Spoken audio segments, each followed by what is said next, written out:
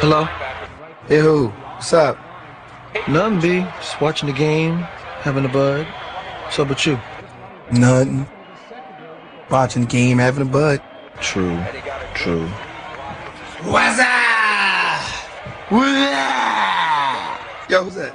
Yo! Pick up the phone! Hello? What's that? Yo, where's Dookie? Yo, Duke. Yo. What's that? What's that? Hold on. Hello?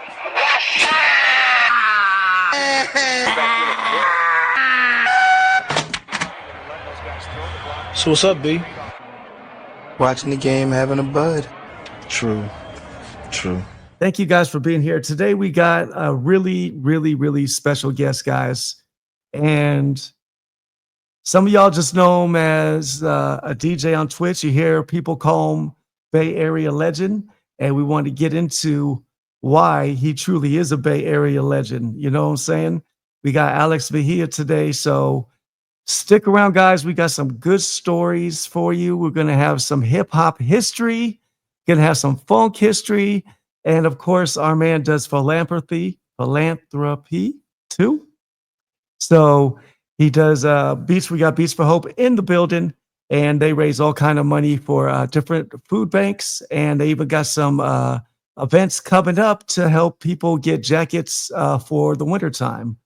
So without further ado, let's bring in the man of the hour, my brother right there, Alex Mejia. What's up? Jaybird, what's up? What's up, player? Hey, man. It's so good to see you, man. How you doing, man? Oh, good. I'm doing great, man. Thank you so much for coming on today. And we're going to have people learn so much about you today. I'm excited. I'm super excited. Man, I'm so glad to be here. And just I remember when I came up and I was able to DJ an event for Beats for Hope at the Mix Lounge. I believe it was San Jose. Yes. Oh, man, you were amazing. Okay. But I remember we were drinking tequila left and right that day. Yeah, it was definitely on tap. Tequila was on tap that day, and everyone was partying. And it was during when COVID was just like ending, I guess, a little bit. So everyone was still not outside yet. And we had never done an event out there, but we had so many good people that came out, and we were raising money for Santa Clara and their food banks over there in San Jose. And man, you ripped it, brother. Salute thank to you, man. Too, man. And then after that event, I went and did the arena that night. So yes, your party was this day party, and then I went all the way back to San Francisco, and I did arena that night. Yeah. I love your energy, brother. Always seems to, you never disappoint. First of all, when you're mixing, never. Thank you, bro. I'll always remember one mix that you did that night. It was Soho with Joy and everybody Pain. talks about it.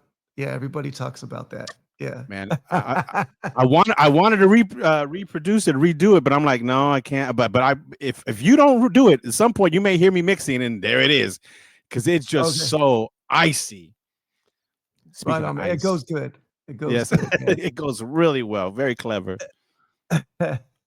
Well, let's get right into it. And at any point, don't be afraid to ask me any questions as well, because this is a conversation, not an interview. It's a conversation. But the first thing I want to know is like how you got started DJing and how you got your first equipment to really get into the game and fall in love with it.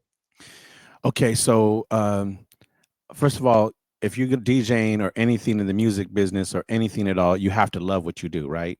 So Absolutely. You have to have a crazy passion for it. And so early on in the 80s, I wanted to do something in the music business that was great. And I wanted to eventually become a music company president. So I want to learn every facet of the game. And so I went into songwriting. I went into choir. I did all those musical things that people was playing bass guitar, all those things. And eventually it led me to DJing in the early 80s. like when Sugar Hill Gang and Apache and all those records was out and stuff like that. But I already loved hip hop and R&B and funk and soul and rock. So I already loved just music. And I fell in love with DJing when I had an opportunity to play at a skating rink. I was watching this guy play all the time, and he see me watching him. I said, yeah, I would love to do that. I would love to do that. And he was like, at some point, as the weeks came on, the weeks became months, and those months we began a friendship. And he was like, yo, man, I got to go to the bathroom. Do you mind just watching this stuff, making sure everything's cool?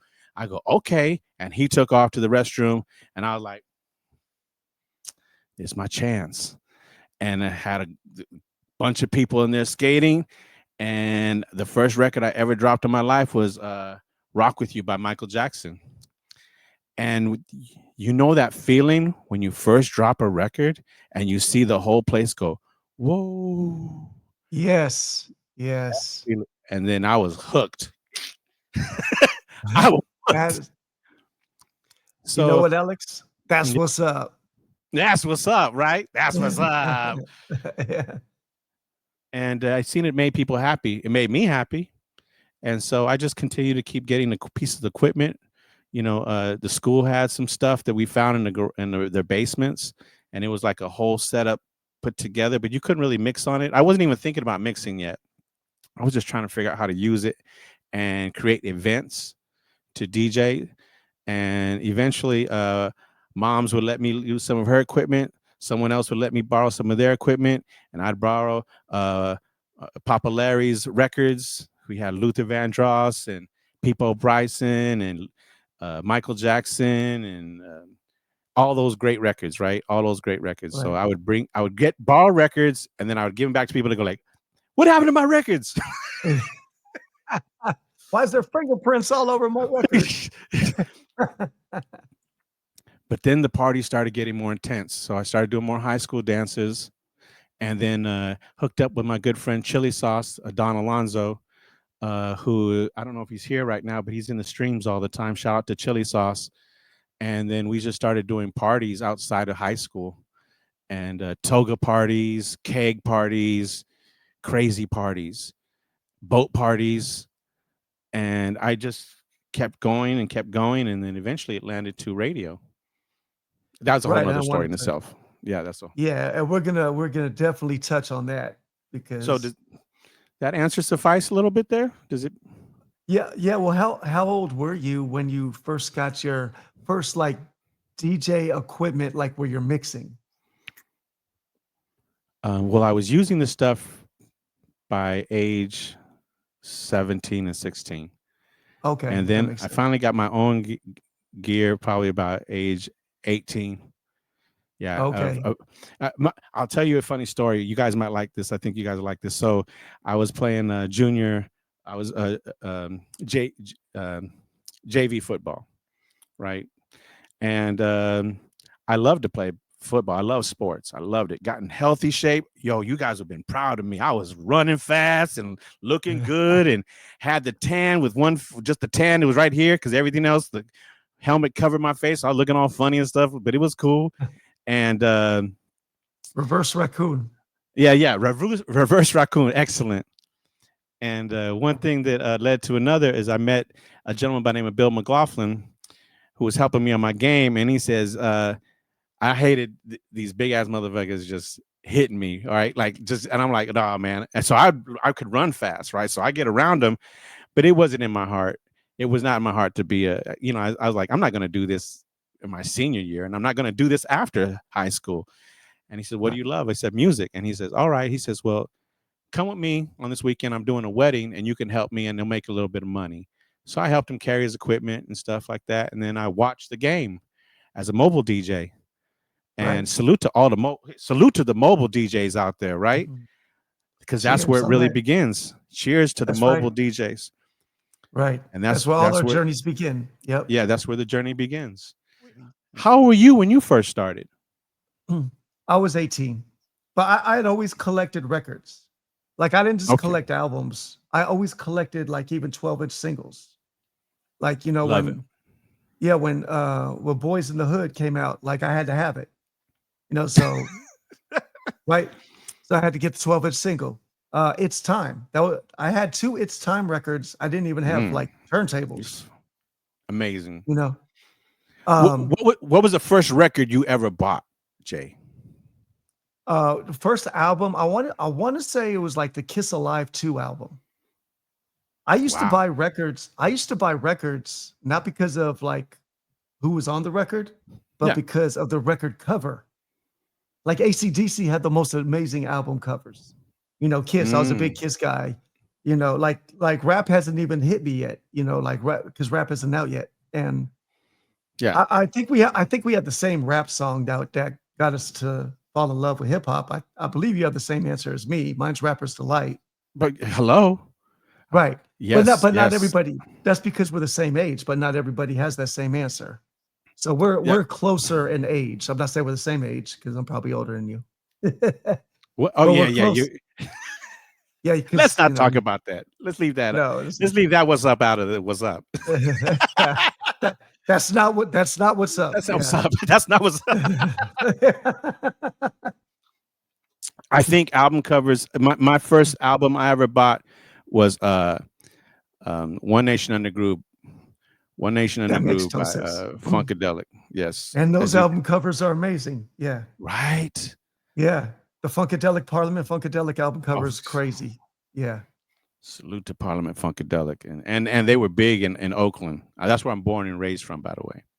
Right. I was going to get a touch on that too. Yeah. So my man is from Oakland, born and raised in Oakland, and helped fought in Oakland.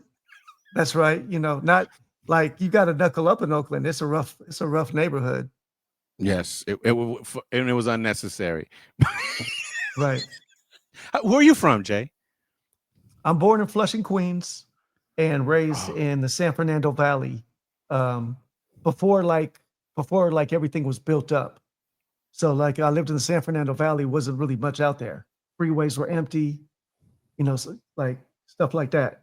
Wow. And now it's just a big mess. They were. Now it's just back when freeways were empty. Yeah. Because not a lot of people found the San Fernando Valley yet. They still like in the West Side, LA, Beverly Hills, you know, Hollywood, all that. So coming over the hill was different. Young Hollywood, man, I hear stories about Young Hollywood, about the music scene here. It was incredible, right? I was in a band. Yeah, I was in a band. We did the whole. You were in a band? I was in a band. Yeah. How old were you when you were in a band? We started in 1995 was when we first met, and so this was after Portrait. It's after Portrait. Okay. And we started in 95, and I signed a record deal with Roadrunner Records, which is the rock and roll side of Def Jam. I got my check from the record company, my advance check, and I quit because it started going in a direction that wasn't me. Okay. Right. It was totally in a direction that wasn't me. I had to leave the band. There was no way I could have stuck around and be Jaybird. Appreciate you. We got Alex Mejia in the mix, and we're telling stories. And this man got a lot of stories. And one story I want to touch on. Okay. I was amazed, and I love this story. I had no idea that Alex Mejia is responsible for Sway and King Tech. That he is literally responsible for them. And just give me a heads up. The story is when they came to your house, and I love this story. Yes, true fact. I'll tell you, in our journey of life, that it always seems to, when you help someone, that help that you give them may not be reciprocal in any way right then, but at some point it is reciprocal. But we are supposed to do that just in general, right? Help somebody. Right. And we can't help everybody. We could try, but at least if we can get a big fish net, and at least, and especially help out those that are humble, as we should be humble ourselves. Absolutely. So with Sway and King Tech, it was early in Camille's new programming department with Keith Naftali and Hosh Gorelli at the helm as a music director and program director, and they were setting the Bay Area on fire with music. They were playing rock, hip hop, freestyle, reggae, soul. Keith Naftali is music. He's also the president of RCA currently right now for A&R, and he was music. And it's interesting. The reason why I'm just going to go back to say this is because I don't know if any of you guys have watched the documentary yet on Sly Stone, but I highly recommend you guys see that documentary, because the way Sly Stone's put his band together, that's the elements of the Bay Area. Every nationality. Go ahead. What is that on, by the way? The Sly Stone documentary. Where can they find that? It's on Hulu, produced by Questlove.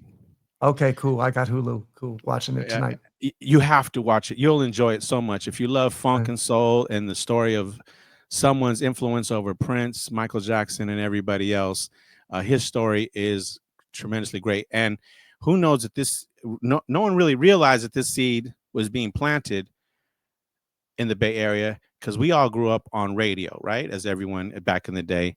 And one of those radio stations was called KSOL. And he was one of the DJs outside of him creating this band. So he became this musical force to do everything positive with music. And so this bled into kids' lives, their parents' lives, and those parents taught their kids these things. So fast forward into the year 1988, I am calling up record stores from KMEL as an intern DJ there. And every Monday I would call up record stores to find out what's the hot stuff. So I'd call all the Bay Area stores and like, and even though I began to have this relationship with all these buyers and all these people to tell me what was the latest thing. And I would take that information and I would give it to my program director. And of course I was privy to that information. So who does that, right? That's your job to call the record stores. And so you knew what was happening, and you knew. So I'd even ask, who's buying? Is it men? Is it women? I try to get as much information possible. And then they would also say, hey, there's a brand new, and the thing about the Bay, as everyone should be independent as much as possible. So they gave me a phone number. They said, hey, Alex, we know you love hip hop and everything like that. You should check out this record out of San Jose. Called the number, said, hey, this is Alex from KMEL. Please come and drop off this record or send me the record, gave my address, everything like that. That night, I got a knock on my door. I'm watching the Bulls game and I see it's two people at the door. I'm like, okay, I've never seen them before. I open up the door. Hey, fellas, what's happening? And they look at this duplex I'm living in, and they're like, is this KMEL? I'm like, no, this ain't KMEL, man. This ain't KMEL. And he's like, well, someone said to bring this record to KMEL. I said, oh, I called about the record, and I heard your record was hot. So, yeah, it was me, Alex Mejia. And they're like, oh, okay. So they hand me the record, and I get the record. And then I hear in the background, he shoots, he scores. I'm like, okay, you guys, I got the record. Thank you very much. I'll talk to you later, and I'll give you a call after I listen to it, because it's like 7 or 8 o'clock at night, right? So I'm just like, I'm not even thinking about it. So, by the way, I already been doing this for already 3 years prior to meeting them, breaking records and doing stuff. Right. So I closed the door. Ladies and gentlemen, and I tell you, I still see them standing in front of the door, and I open the door. And I go, hey, fellas, what's going on? And then I heard a voice. Yo, man. Sway. Yo, man. My boy quit his job to bring you that record. And when he said that, it just rocked my world. Because anyone that knows anybody in the music business, you're struggling to make it in the first place. Because the music business isn't easy to make it all the time. And when he said that, I felt like they were my people. So I'm like, come into my home, let's talk. And then I heard this record called We Will Rock You. And man, it rocked me, dude. Wow. I was in awe of it. And so, Jay, I'll tell you, I loved hip hop, but that was the day I met hip hop. Sway studied all the MCs and wanted to become an MC, a great MC. And Tech was into fashion. He was into breaking. He was into scratching. He was into turntablism. These were the elements of hip hop standing in front of me.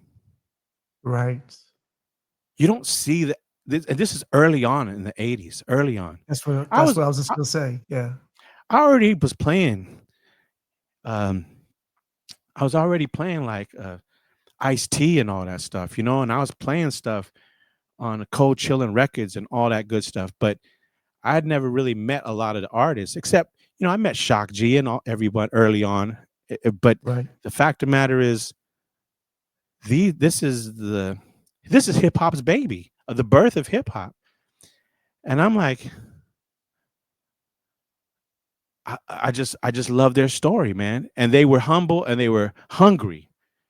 And I took them underneath my wing, Jay, and then the journey began. I said, okay, let's get you to college radio. Let's get to meet these people. And I used to listen to all these people like Davey D. Davey D was part of the hip hop culture growing up out of the Bay Area, mixing on Alex radio. And he would just play a break beat and play some Malcolm X or Martin Luther King on top of that, man, and just let the whole speech play. And I would listen to him on Sundays. That was my church on Sundays, listening to Davey D. Oh, wow. And so I like, we have to meet these people. So then this friendship began to form with everyone, this community of DJs that already had a community amongst themselves, but we began to be part of the community.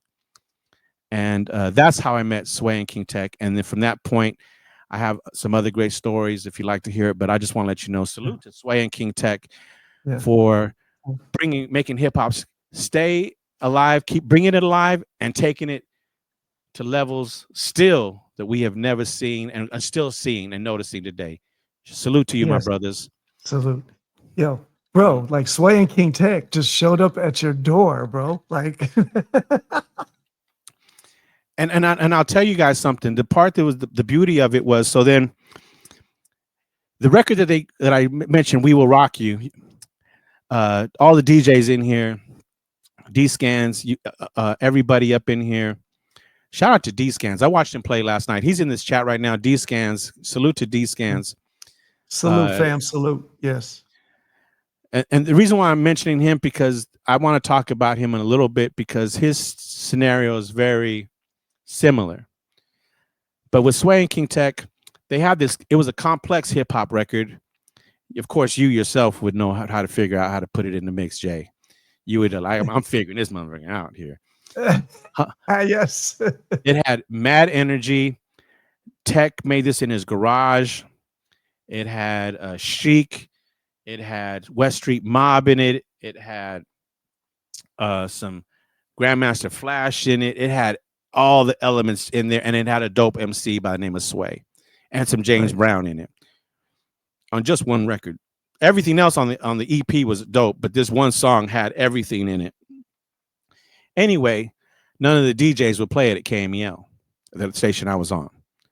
Right. And so we began to realize there was politics up in this motherfucker. Right. All right, politics are in here. All right, politics are different nowadays, but I got to tell you guys, because a lot of people don't ask this other side of the story, and I want to share this with y'all. So our goal as a team, as a unit, was to get them airplay by the end of the year. Since these guys were hating on their record, we got to figure out something else.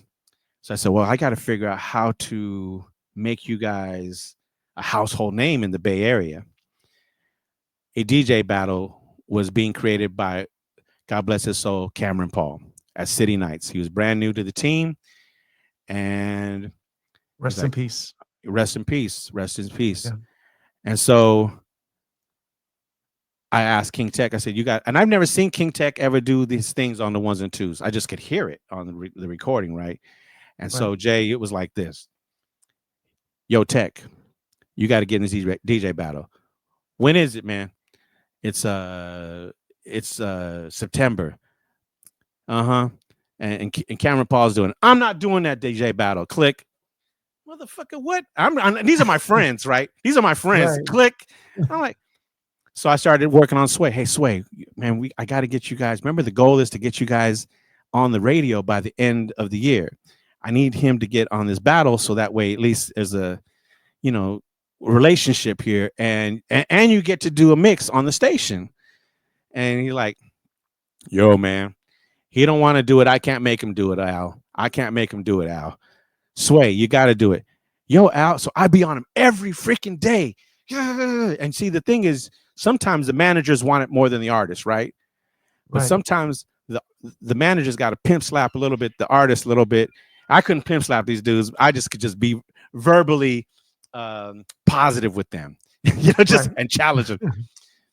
So eventually, out of the blue, so I keep working on him every day. Sway, please talk to him. Please talk to him. Please talk to him. The program director, Keith Napoli, comes into my room and he's like, yo, Cameron Paul's too busy to listen to the rest of these tapes. I'm too busy. You listen to the rest of these tapes. And the rest of these tapes will make it into the battle. So I'm like, hello? I'm now in control of this motherfucker. Right. Tech, I need a fucking mix here by tomorrow. I'm not fucking with you no more, man. If you ain't serious, don't be fucking with me like this. You need to bring a mix in here tomorrow. What? I said, I'm in charge. If your mix is dope, bring it in here tomorrow. That tape was in the morning. He knew it was time. You don't get it like that, right? Some things are just meant to be. Right. He comes in. Of course, he's on the list because it was a dope mix, a dope presentation. He gets in the battle. Now let me set you up the scenario. The scenario is this, Jay. We're at City Nights, San Francisco's premier teen nightclub. Over 900 people in there. Run DMC is in the house. Everybody that's now coming into hip hop's world and fame, young Shock G is in the building. Everyone that wanted to be something in hip hop or be something to contribute to the culture is in the building. And King Tech is going against DJ Qbert. Wow. I'd never seen Qbert, didn't know who the hell he was, and I haven't seen King Tech. But I believed.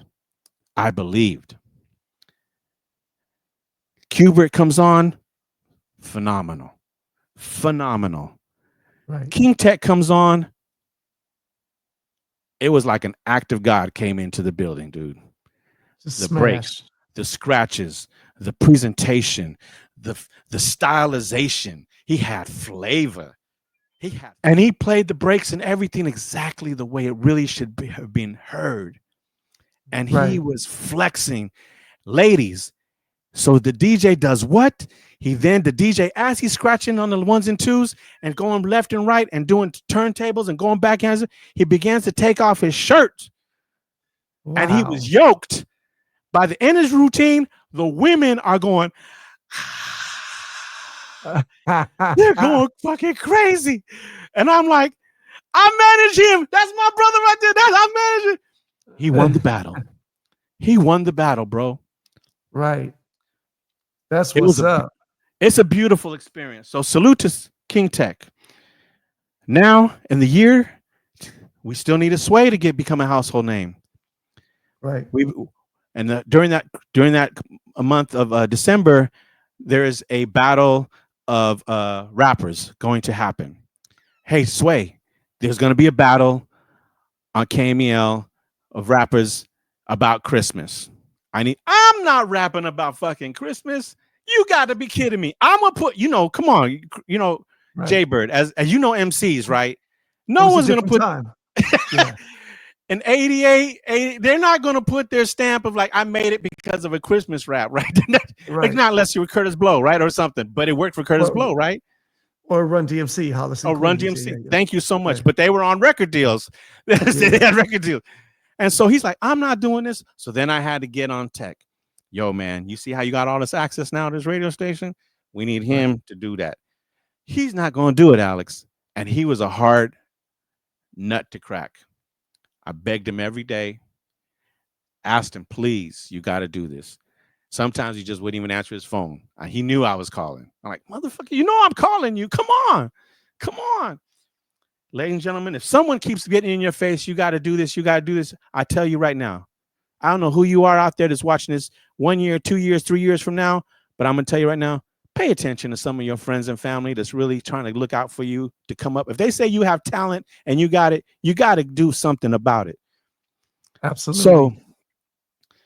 So So I'm on the phone with Sway, and America goes to war, and they're in Kuwait trying to defend Kuwait and rescue Kuwait, right? Right. Sway gives me a call. He says, "All right, man, I'm gonna do it, but I'm not gonna rap about Christmas. I'm gonna do it my way. I'm like, whatever you want to do, man. Whatever you want to do, it's all good. But you're in? Are you in? I'm in, Al. They always call me Al. That's what it is. I'm gonna start calling you Al too. Do not.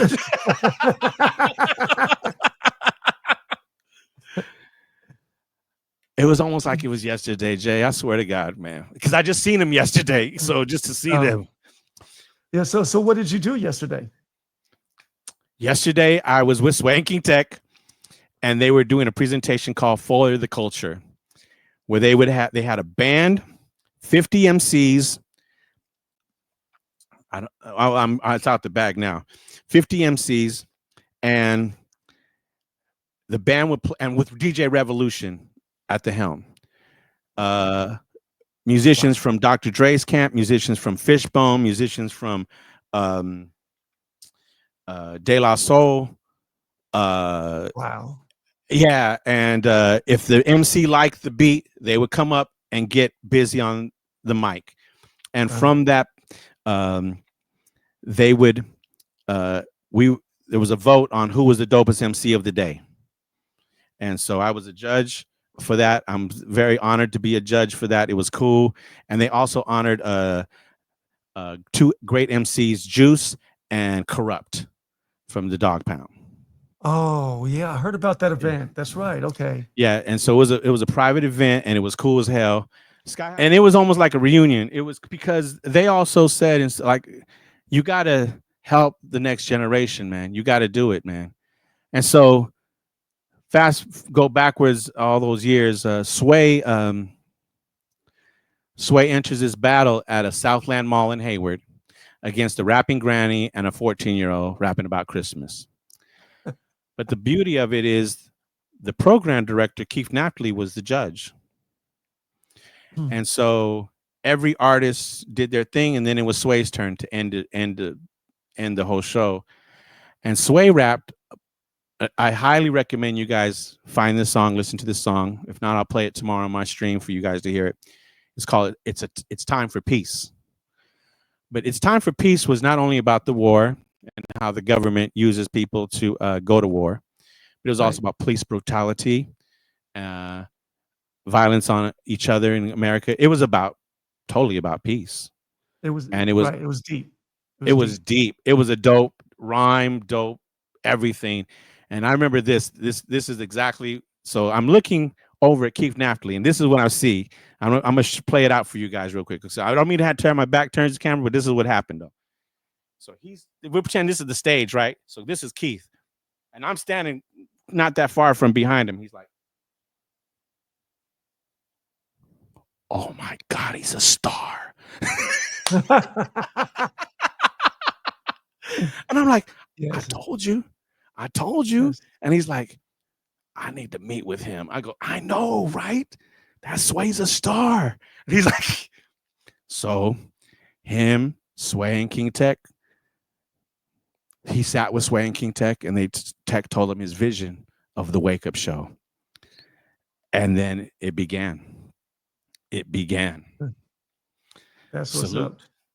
Yeah, Monica says all this to get Sway on KMEL. All this to get, yeah. Well, hey, you and I both know, Jay. Yeah. It takes a lot to get a song on the radio, and back then was the golden era, and no one was asking for any money to get any airplay or, well, people were, but we weren't part of that. We were about the culture. Salute to the culture, right? Right. Salute to the culture for real. Yes, you are super duper humble when it comes to you when you talk about you DJing.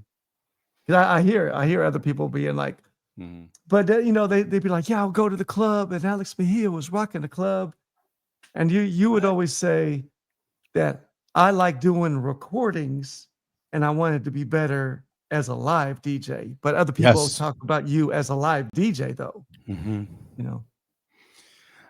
So in my career, I really studied the art form of recording, right? So just so happens I landed my gig at KMEL. So part of the job was to record a mix show and present it to the people. So I had that down. I was like, okay, I got this down. So my mistakes, everything was edited out. But then when it was time for me to get out live, it wasn't working. It just like, put him on first or next. It wasn't through the years until I really started taking it. And this is after all this music stuff has happened. The part that I find fascinating about Twitch right now is my musical career and my DJ career are starting to come together. They're beginning to know each other now. They didn't realize, like the people that knew me in the recording studios and stuff like that, we didn't really know you was that kind of DJ, and vice versa. So it's like, and it's been fun to see both worlds interact with each other now, right on the streams. Absolutely. And but I will say this: in anything you want to do in life, you must put the work in, and that consistency will pay off. You just have to be serious and real about it. And when I started really practicing more live, Jay, on everything, I started to like before Twitch, I started like, because I hadn't mixed for like 10 years or something like that, man. Okay. I had to learn the musical library of stuff. And so, and then he knew I had editing skills and all this stuff, but it was like, no, this ain't about editing. This is about mixing. And can you hold a dance floor? Because I used to get them like up and then like couldn't go any further than that. Like, what the hell? But now we can carry it a little bit. And that takes a lot of talent like yourself. Like, you know how to like, I'm going to make you go. We're going all throughout this ocean. I'm taking you waves, jumping, scuba diving, and bring you up. And then you're going to skydiving back into the water. You're one of those DJs. And I salute you. Love. I salute you 100%. Much love. And I've learned a lot from the DJs here on Twitch. I want to say that too. Just watching them and going, okay, that makes sense. That makes so much sense. And I can't thank those DJs enough. And so that's why when I'm doing my thing in the morning, I'm still practicing as far as I'm concerned. I'm still a student of the game. I think we all are. Like when we live stream, it's live practice for us with the audience, you know. But we take it seriously. We do take it seriously. Yeah. And I love that. I love where I'm at right now for the culture of DJing and my community, because I've had DJ battles myself. Not in the DJ battles. I've created DJ battles, amazing DJ battles between people and teams, and great things to happen for the community. And I will continue to keep doing that. You know, even the shirts designs. Look at the 2 shirts we have on from Beats for Hope for a second right now. Hey. Nowhere in the world do these shirts exist except at Beats for Hope. Thank you for wearing the Audio One shirt. Thank you for everyone right there too. These, and I call these performance DJ shirts. This is somewhat, thank you so much. That's, oh wow, you did the whole thing. We Feeding America is our newest contributor here to helping people, and we're helping them together. So shout out to Shamari and Nocera, bro. Nocera, Summertime has shirts on Beats for Hope. Queen of the 80s, man. And so these are just some of the brands and designs, and these are some of the contributors here. So many of them, yeah. And salute to Pam the Funkstress, the late great Pam the Funkstress.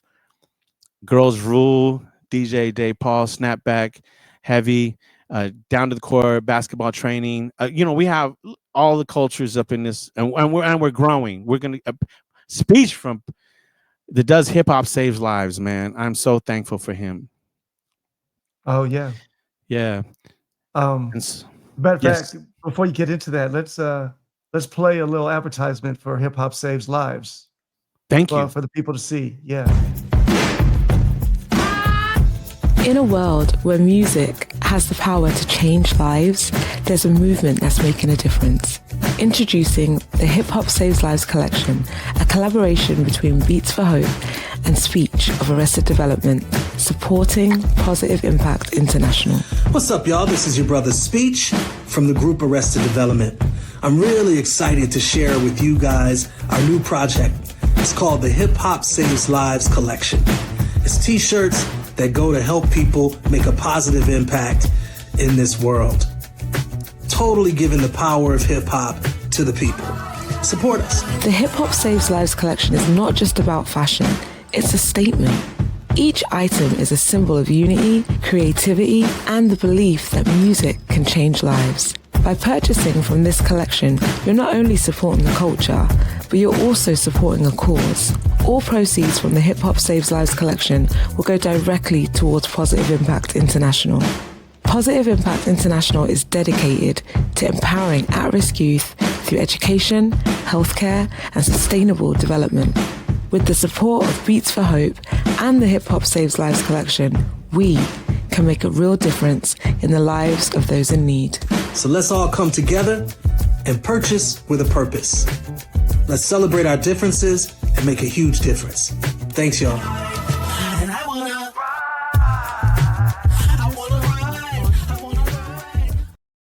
That's so dope. That is so dope. That is so dope. Yes.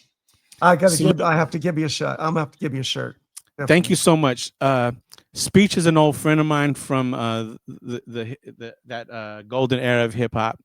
And when I asked him if he liked to do the 4 elements of hip hop with him, he didn't even think about it twice. He like, yes, I want to do it. But he said, but I want to help out Positive Impact, which is 5 safe houses in Atlanta. And the woman that you hear on that commercial is Tammy Wilder. Tammy Wilder is the daughter of the lead singers of Heat Wave. I love Heat Wave. Come on.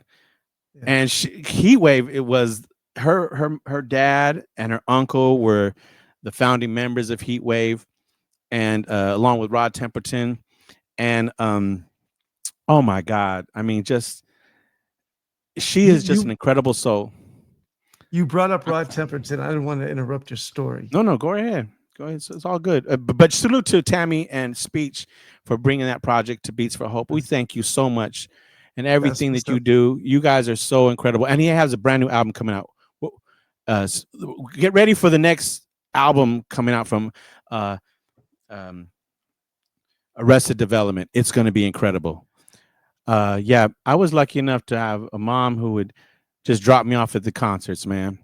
Just drop me and my good friend, my best friend in the world, my brother from another mother, Ronnie Bentz, to go see Heat Wave, Parliament Funkadelic, Rick James, Phazo, Sister Sledge. Right. When they were young, Earth, Wind and Fire, when they were real young, you know, in their 20s and stuff like that. And last night I went to go see D-Scans mixing, and D-Scans is in the chat right now. Thank you so much. Chicana T is up in here too. I got D-Real and Chicana T.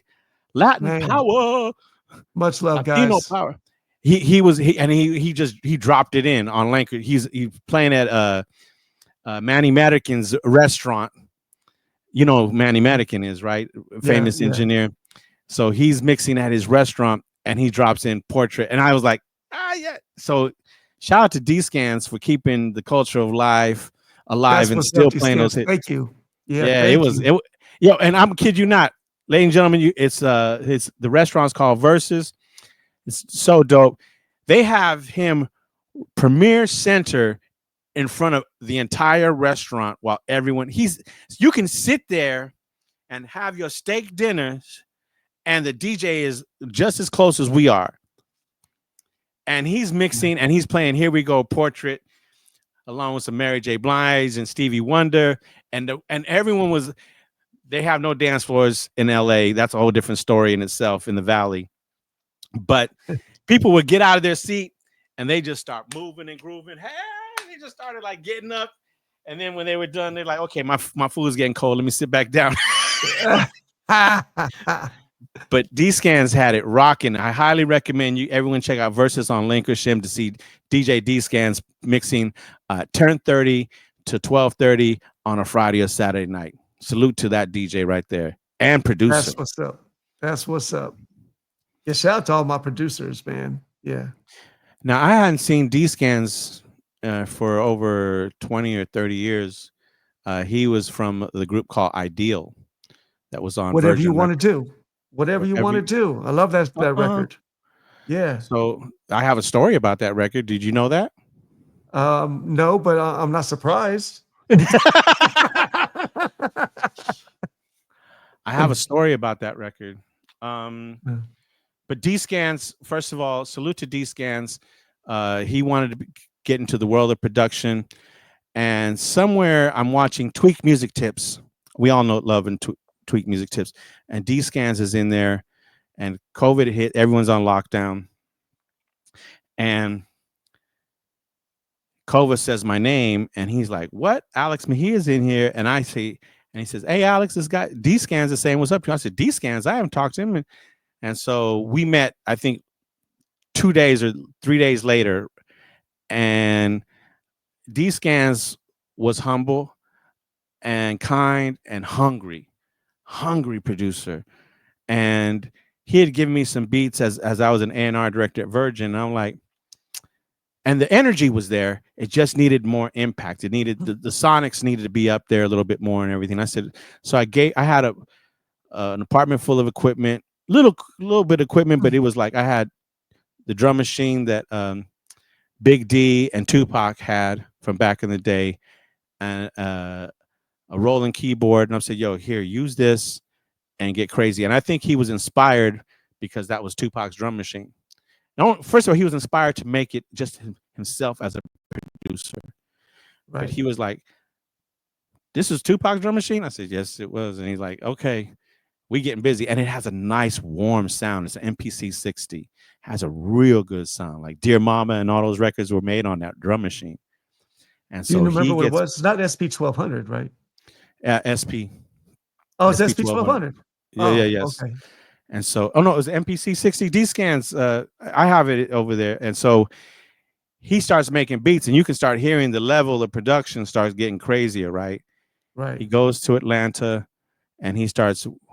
He makes friends with Noontime, and while this process is happening, the record label is in turmoil, but I'm focused, and so I called up my old friend, and the group needed to get to gold, at least to gold, in order for the deal for their new contract. If they hit gold, they can get a new contract, record contract. I said, okay. I at least my goal is at least to get you there. And right. So I called up my old friend KG from Naughty by Nature, and I said, yo, man, I said, I need some records, man. I need at least one. And he's like, I'm up the street from you. So, ladies and gentlemen, sometimes when you're trying to make things happen, things are happening around you for a reason, right? You just like, at least in my world, whether it's a song, whether it's a break, whether it's a phone call, someone calls me for a reason. And so when I called him up, he says, I'm 3 blocks away from you right now. Okay, mind you, he lives in Jersey, but when I needed him, he's 3 blocks away. Right. So I go to the studio, and I said, yo, man, I need a hit really bad for this group, man. I know you got some shit. He says, go through that bag. I have a whole bunch of DAT tapes in there, and tell me what you can find. Whatever you find in that bag will make happen. I said, I can put a budget together. I can make stuff happen. Let me just go through the songs. So DJs, all the DJs in here know, and everyone out there in the DJ world, we'll give you a record at least 30 seconds, 40 seconds tops, or at least a minute, sometimes a little longer, if it's got a good groove. But if it ain't got that shit on it, it comes right off. So I'm going through these DATs, but I'm hearing some good stuff from him, right? But I was looking for songs. Looking for songs. And then I said, so what is this? Who's in there that wrote? He says, RL and a new artist I'm working with called Little Mo. I go, okay. Let me go through these. Yeah, so I find a song that's not complete yet, but I hear the first beat, and I'm like, ooh. So if that beat gets us right, if that beat gets us, we'll listen to the whole 4 minutes of whatever it is. If the beat is good, you're gonna listen to everything else in there. And RL only wrote like half the song, or like maybe even 40 seconds of it. And Little Mo came in, and I was like, nah, this is the one. So Whatever You Want to Do came on, and I'm like, okay, guys. And they didn't want to do it at first, but they did, and it got them past gold, and the rest is history on that song. And salute to Ideal. I love Ideal. So Cedric, go ahead. Yeah, a couple things for y'all that don't know. A DAT tape is a digital audio tape, and that's what a lot of the masters were on. They were on after they went from reel to reel. Like masters used to be on quarter-inch reel to reel, then it went digital age, and masters were on digital audio tape. And the reason why I knew this would work, my brother, is because it's about the culture, right? Brian Sampson, who works for every major record company at some point, I knew he loved dance. I knew everyone in that label loved to dance. I said, if I bring them a dance record, they all going to work hard to get this record to the next level for this group. And so when I brought them that record, it made everyone, as soon as you hear the hook, you're like, oh, I feel good. I feel great. This is, we celebrating life up in this. I said, we need those records. Right. We still need those records. Yeah, well, we could definitely talk about that subject because it really upsets me right now. But a label wants an up-tempo. They want an up-tempo record first. Even it's rare when you come out with a ballad first. Yeah, it's a little more rare when you come out with a ballad first. They want the up-tempo. They want the dance song in the club, and then you get your ballad. You know, like Silk, Happy Days. Then Freak Me After. You know. So the group originally came out with a ballad, and I had been working on the album, but I said, we're not finished with this album. They need a dance record. They're like, this record's finished. It's all good. And I'm like, so in back of my mind, I was like, they need a dance record. They need a dance record. They need a dance record. But at the time, the powers that be were not letting that happen. Well, like I said, the label went in turmoil. And all of a sudden, all those people were gone. And then I was in the front lines now. I'm responsible. I'm like, we're going to do a dance record on these guys right now and strip it back on the album and sell this motherfucker. And it worked for them to go on to the next level. And I highly recommend that. It's just music. Try it all. Diane Warren writes a song a day. Always write. Always keep your knives and blades sharp. It's just music. Don't take it seriously and do it well, but enjoy yourself. Try all the new drum machines. Try everything. Lenny Kravitz, just his last album, he just started using the drum machines that Prince gave him just now. Like, don't hold back. Come on, player. Get busy.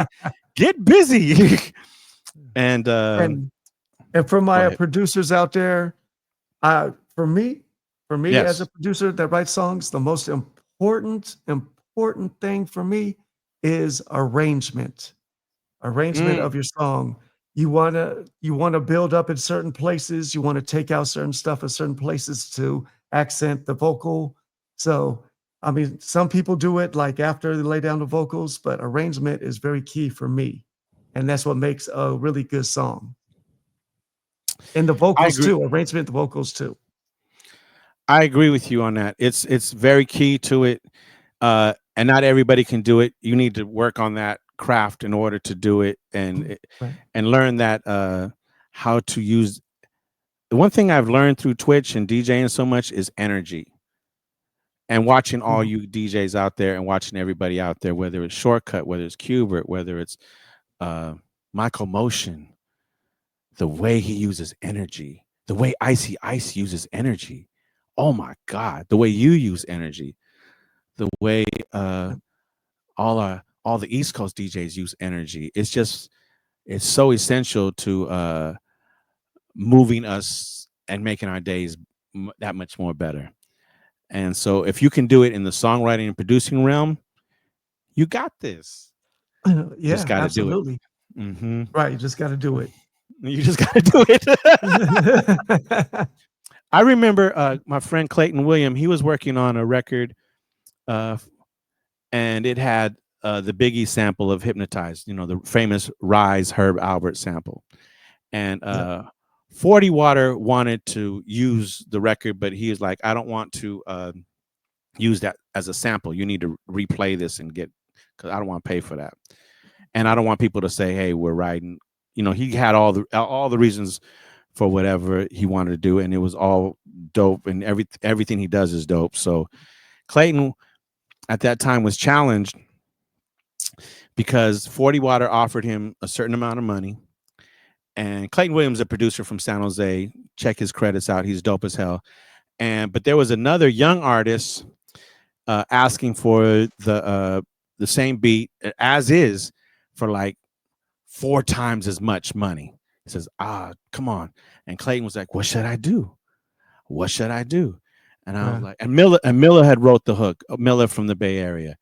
And the song was called The GOAT, GOAT, you know. And I'm like, Right. So we out the studio lounging. And Clayton's like, what should I do? I said, motherfucker. And he was like, I always wanted to work with E40. I said, then work with E40. I said, yeah, but this person's offering me this stack here. I said, stay loyal to the soil, player. Yes. Stay loyal to. I said, and first of all, that other artist is asking for that record. They're not even close to being a GOAT. They're like a little lamb. Right. Just because I suggest you don't do that. And he went off and made a dope ass record called The GOAT with E40. And I think it's the tequila talking right now, Jay Bird. I don't know. I went into that story, but you know what? I'm just letting you guys know. If you guys get a chance, listen to that record. Shout out to Clayton Williams and E40 for making one of the illest records called The GOAT. If you ever heard that record, Jay? No, I don't think so. You would go crazy for it. You go crazy for it. Okay.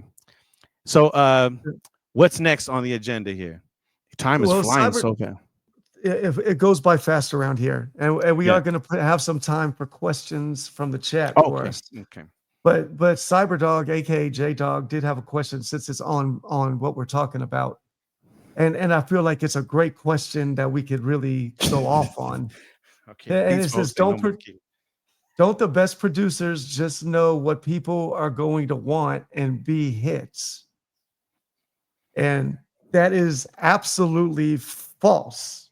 Yes. Because, well, first of all, people pass on hit records all the time. Unfortunately. Artists pass on hit records all the time, and then someone finally gets it and they make it their own hit. Or labels just pass on the record altogether. And producers that think like when you do, so you work in the studio, Alex, so you know when you do a new record in the studio and you'd be like, oh, this is it. You're hype on it, right? This is it. This is the one because it's your newest one. It's the newest thing you worked on. So you're all hyped on it, and then nothing happens with it because it's not it, you know. There's about 10 other steps that have to happen after that. Right. The artist has to be on board, and all those involved with getting the record out, which is going to be mainly you in these days, this time and age. Right. You have to make sure that but you just can I share with you for all the hit makers out there or to someone that I got some advice from a long time ago when I first got at Virgin Records. Was from a famous A&R person by the name of Gemma Corfield. Seek her name out when you guys get a chance. My first day at Virgin Records, she does this, Jay. She's like, all right. I get a call. Alex Mejia, Gemma Corfield would like to see you now. I'm like, oh, okay. I go in her office. This is the woman who's responsible for Janet Jackson, Pretty Poison, Soul to Soul, Lenny Kravitz. This list is extremely After 7, Paula Abdul. She was responsible for all these records, man. Oh, so she brings me into her office and I'm like, all right, Alex, come in here. Let me look at you. All right, you'll do. Plenty good. Sit down. I have one rule here at Virgin Records. You fucking make the best bloody fucking record you can ever make because it's going to go through a whole bunch of bullshit in here. Now get out of my office.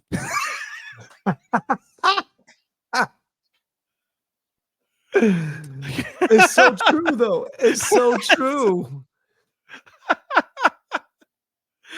It's a fact, Jack. Yo, It's a fact.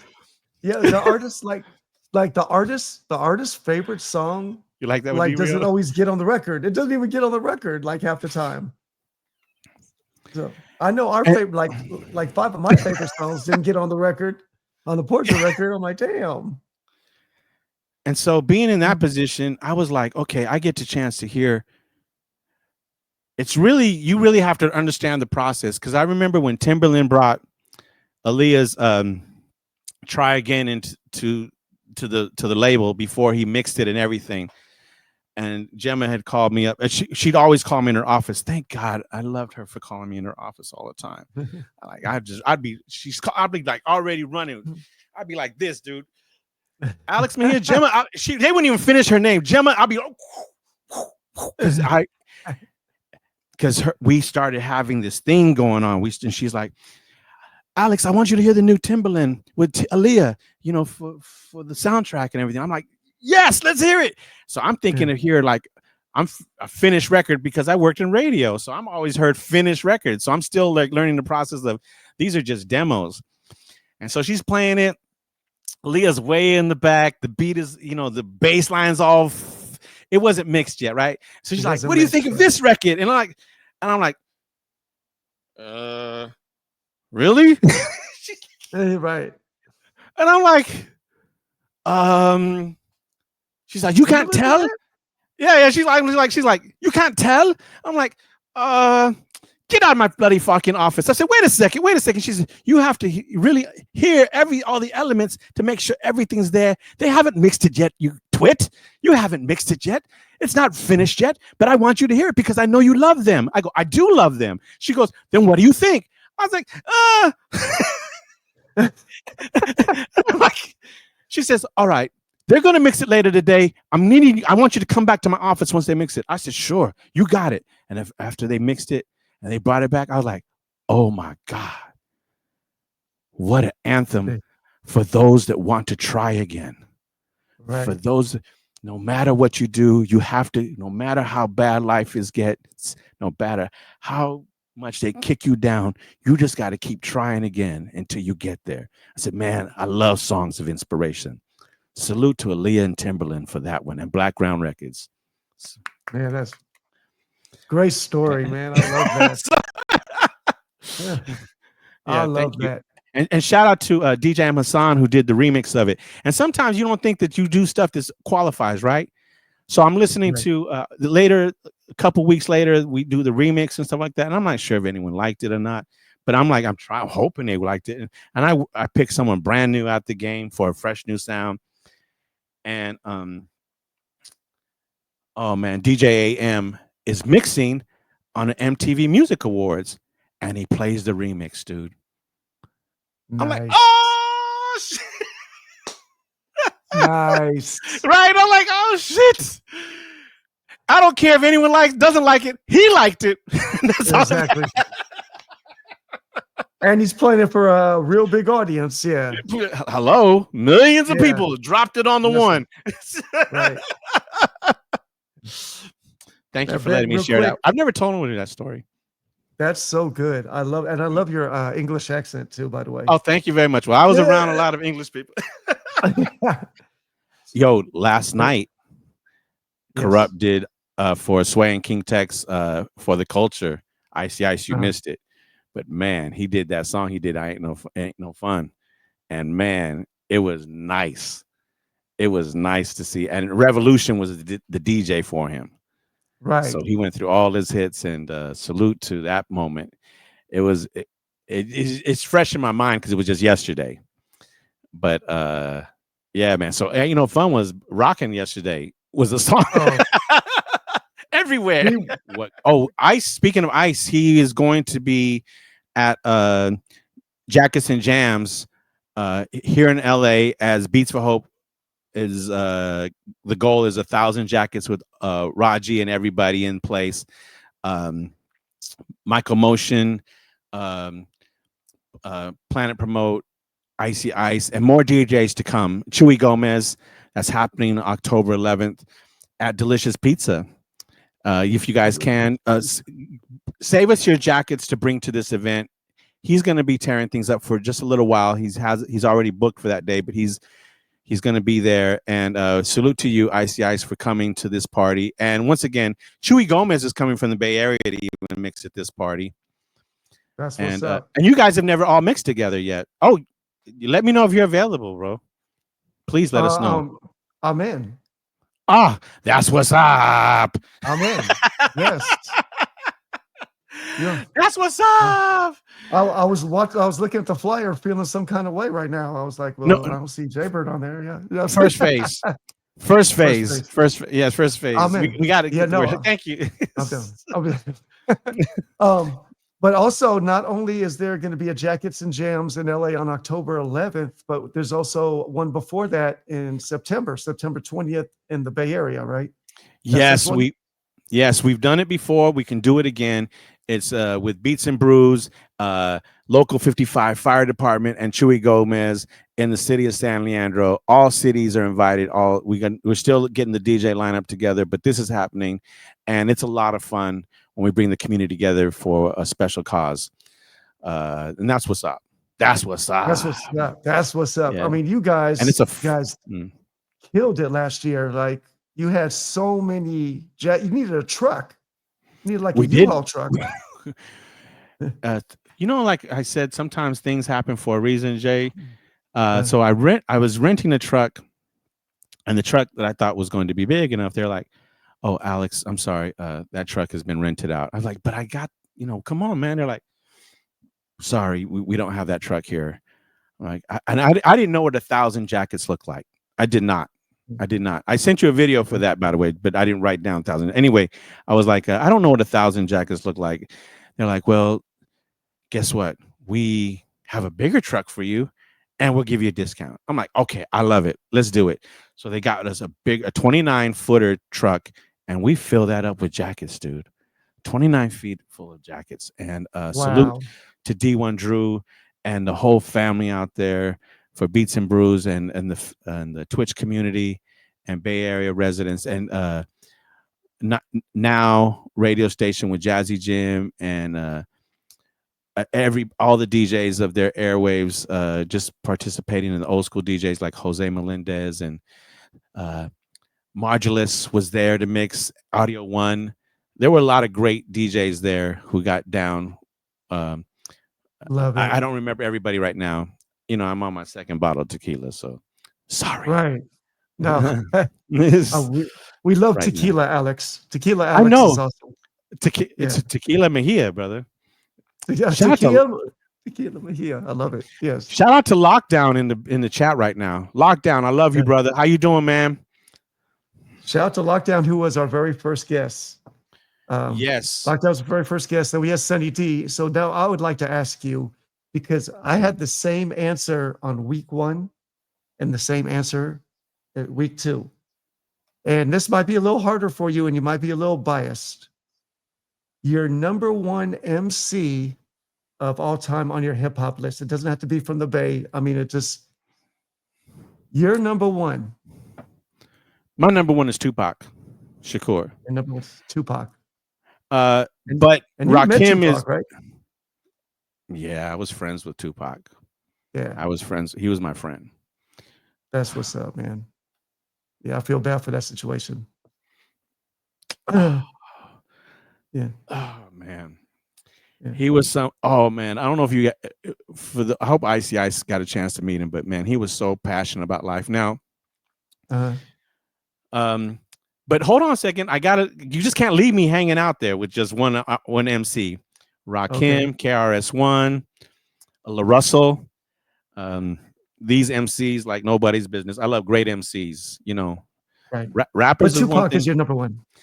Yeah. Because of his conviction and how he would. Salute to producer Johnny J from LA. Johnny J would play me some tracks with other MCs that he gave to Tupac first. That he gave to other MCs first. And then I heard that same beat with Pac on it. And I'm like, there's a songwriter there.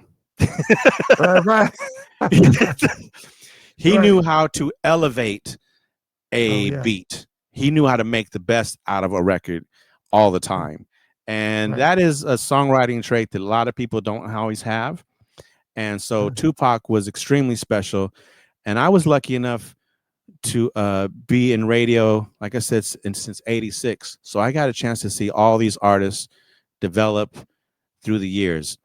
When I met, I'm going to go into Tupac for 1 second, but you can't say anything about Tupac yet until you talk about Digital Underground. Of course. So let's go back to KMEL, early KMEL. Hosh Garelli, the music director, is in the room taking care of business on a Monday, meeting with majors and independents. It's going down. It's quite incredible, the energy that's coming out of one room, and he's listening to brand new records. And being a funketeer out of Oakland, a DJ, young DJ, I'm hearing Parliament Funkadelic with beats, but I'm hearing it like,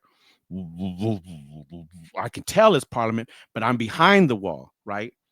Right. Hosh Garelli runs out of the office. Oh my God. And he's like, oh, Alex, come here. And he grabs me. So now I'm in the office and I see Atron Gregory and Shock G in his office sitting there. I see the back of their heads and I start walking towards. He said, Alex, you have to listen to this record. And a person that was just absolutely fanatic about music and loved music. Shout out to Hosh Garelli, Boston. Shout out to you, my brother. And he's like, you got to hear this record. So he starts it from the very beginning. And I knew Shock G because he worked at Music Unlimited in San Leandro as a salesperson. And he would sell keyboards and music equipment to everybody. So I was like, hey, that's the guy from Music Unlimited. But I didn't want to say all that. I'm just now in the moment. And I'm just like a fly on the wall that now has just been like, listen to this. So he puts on Your Life's a Cartoon. And I'm like, ooh, damn. And then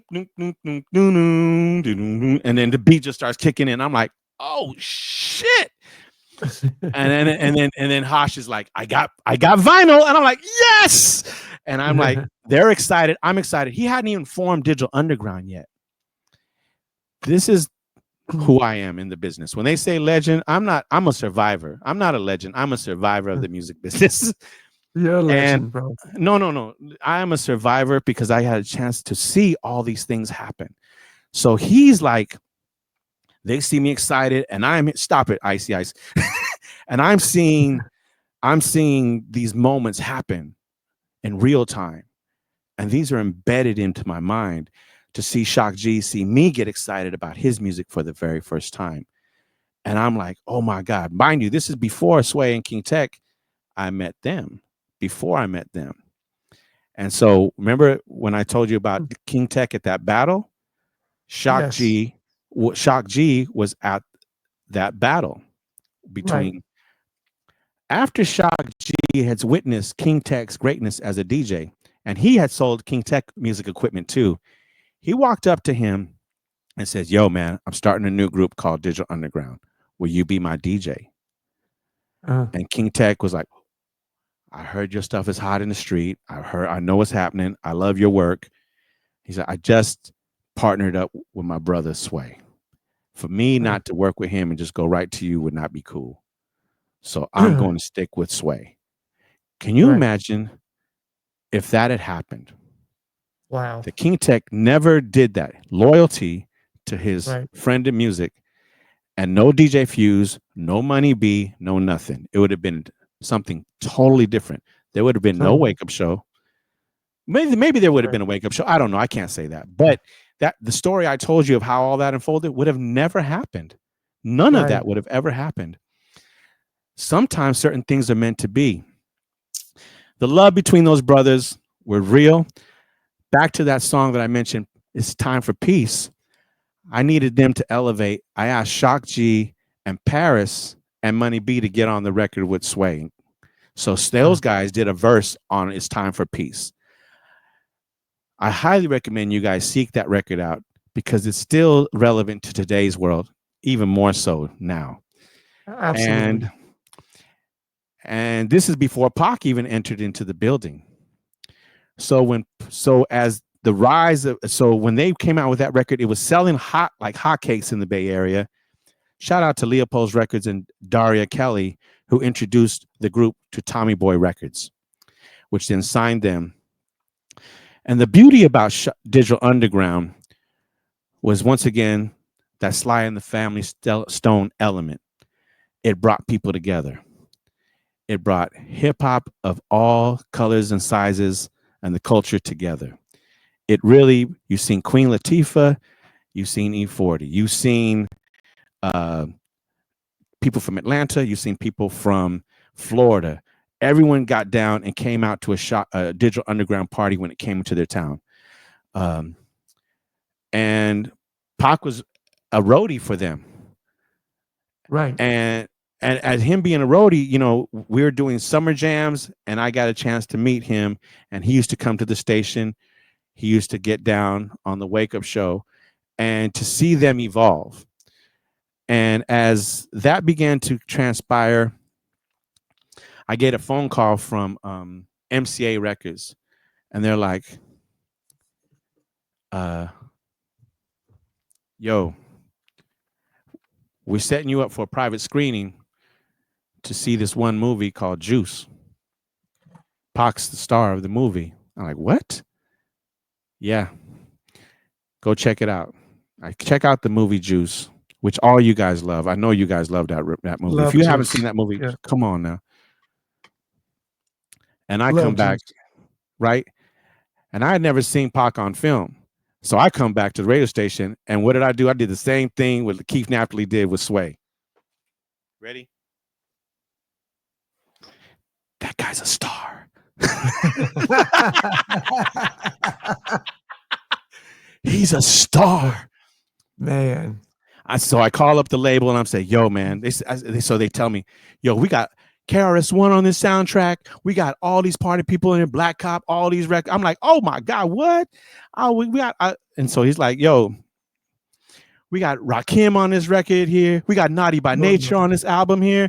Come on, that album was fire, right? They did, the artwork was simple, cool, clean, collect, kind of like That's What's Up. That artwork, just like that.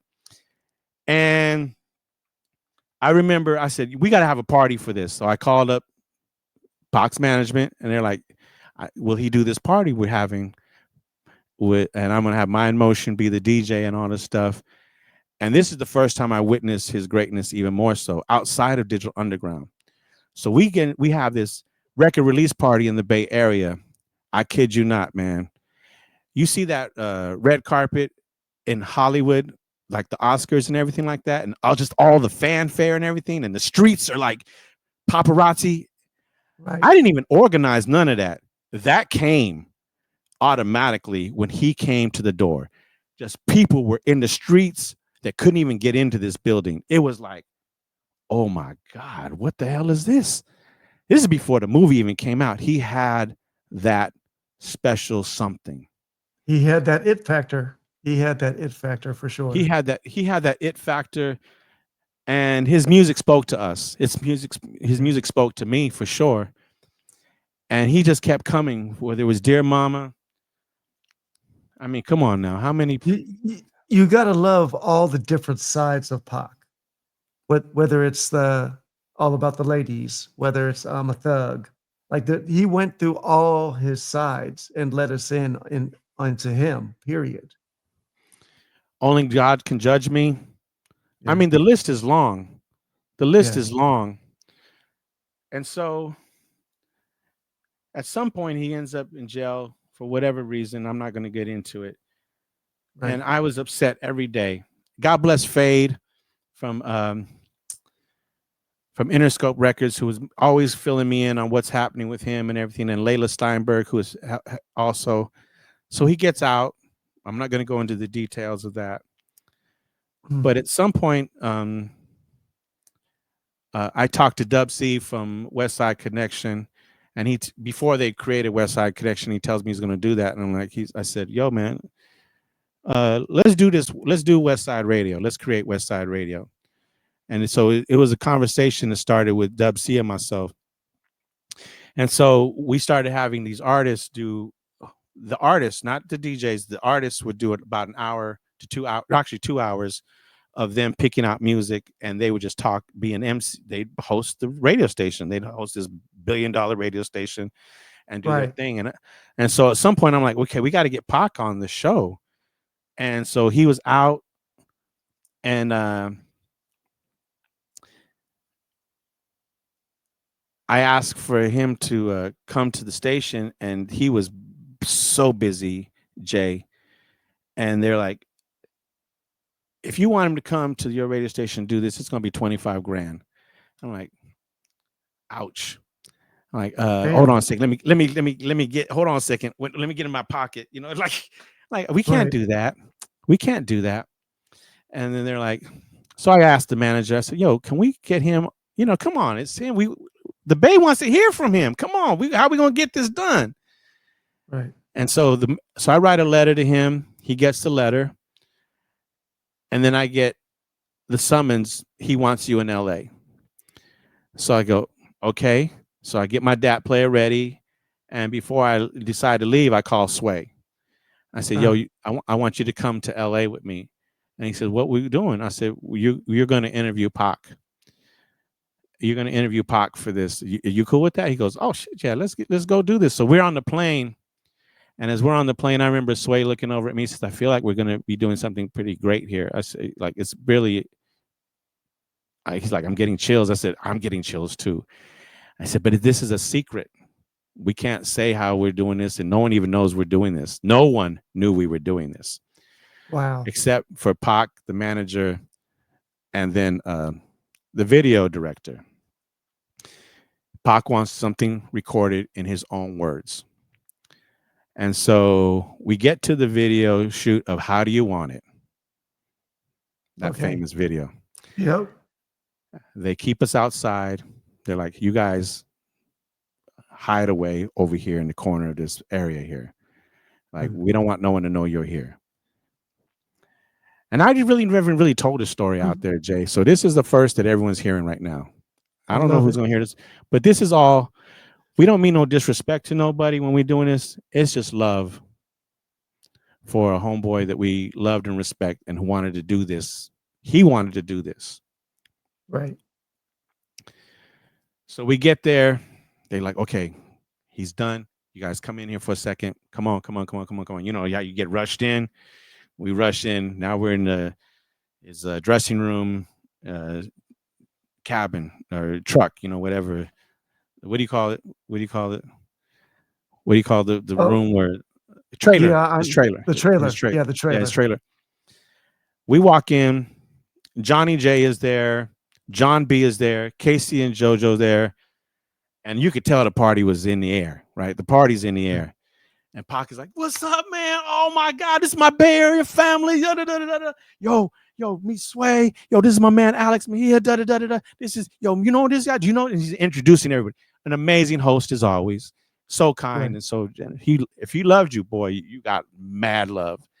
Yo, let me clean up this area over here for y'all. We gonna hang out in the back. Okay, I don't want no one to bother us. We're gonna talk for a minute. For 2 hours, we go in the back of his trailer to talk. And I push record, and Sway begins to ask questions from West Side Radio and other questions that he had it for himself. We laughed, we cried, we discovered things about each other through that conversation, like you and I are right now. Right. But it was no filter. And the thing that I want to tell you about this, I want everyone to walk away with this. He loved doing music, but he hated the music business on certain levels. And the reason why he rode for the West Side is because he was on Rikers Island and he heard Hot 97 saying it's the home of hip hop, but it wasn't playing all of hip hop. Right. And so he said, you know what? We got to create this for the economics to be right for Outkast. We got to create the economics right for Scarface. I got to create this economics right for balance for Rappin' Forte and the future of hip hop. You can't just play one side and say you're playing the culture when you're only playing people around the way. and you're the number one marketplace for sales, right? Right. Right. So he was on a mission. So when people don't understand, some people like, why did he do California Love? In a nutshell, and a whole bunch of other reasons why, that's why he did that scenario. And he talks about that in that interview, and it's available on YouTube.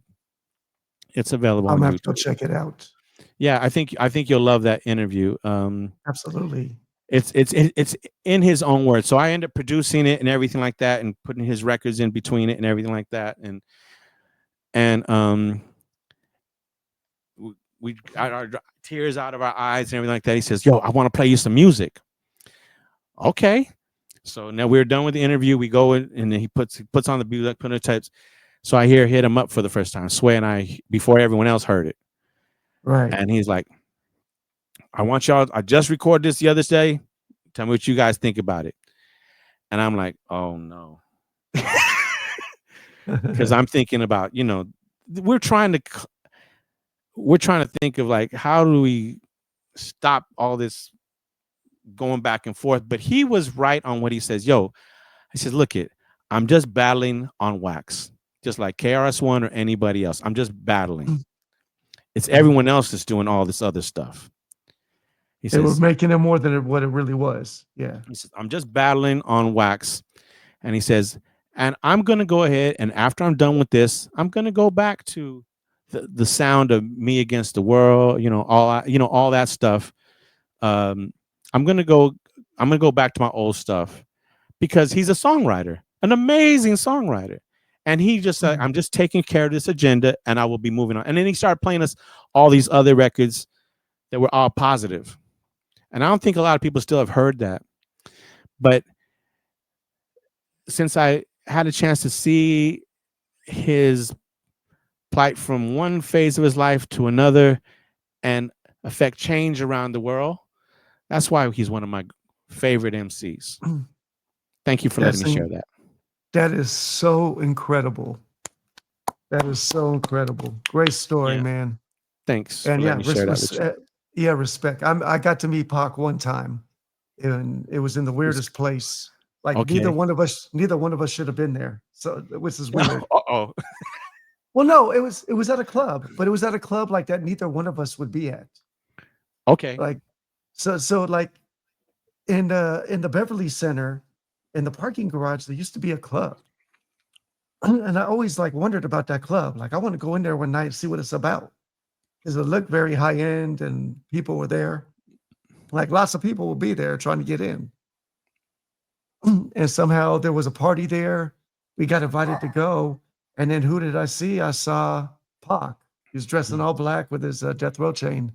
And I just went up and briefly introduced myself and said, "What's up?" And it was like an all Persian club, except for me and my boy, and because even Pac was like with a couple Persian friends. So it was just like, it wasn't a place that you would find, and the type of music that was being played too. It wasn't like a hip hop club. So yeah. That was my only experience. That's amazing. He was a people person. Yeah. And so that's it. It was World. It was World. Ice put it. It was World. Yeah, that's what it was called. Okay. And yeah, man. So he's truly one of the greatest, and he has a blueprint of how to be great. If you ever get a chance to go to his exhibit, shout out to Molly, who handles that. The Tupac Experience.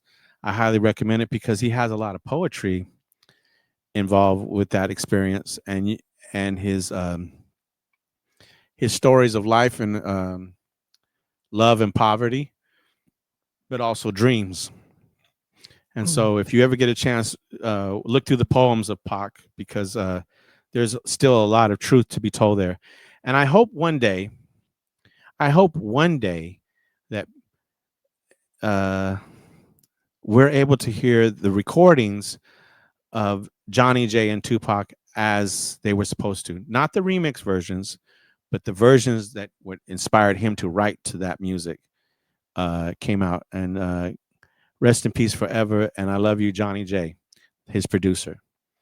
One of his producers. Yeah. Man, much love, much love. Yeah. So we have a question for you from the chat. Okay. Since Thank you. you've been around. No, I mean, you get around like Tupac, but you've been around too. No, what should I say? You've been around so many like creative people, so many people that have come a long way in their careers. And Cyberdog just wants to know if you've ever been starstruck when you met any of the people that you met in your journey. All of the artists. I've actually learned when I finally get to know somebody, I'm starstruck with just being in here with you. I get nervous because I do. So he's asking specifically anybody particular.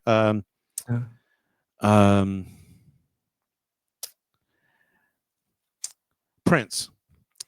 So Prince is going independent. He's doing his emancipation project, and I didn't see him face to face at that moment, but I have the balls enough to just call up Paisley and talk to his manager, Billy Sparks, at the time. And Billy was like, "Yo, Alex, what's happening?" I'm like, "Yo, man," I said, "I want to, can we get some promo? Because I want to support the new album out by Prince, because he's now, it's all independent now." And he's like, "Hold on a second. Let me get let me get someone here for you."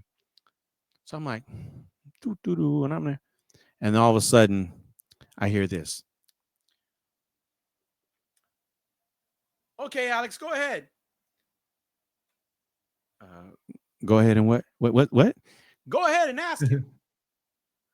Who are we talking about right now? What? Go, Alex, better hurry up and ask him. I'm like, am I Prince? Am I talking to? Am I ask Prince? I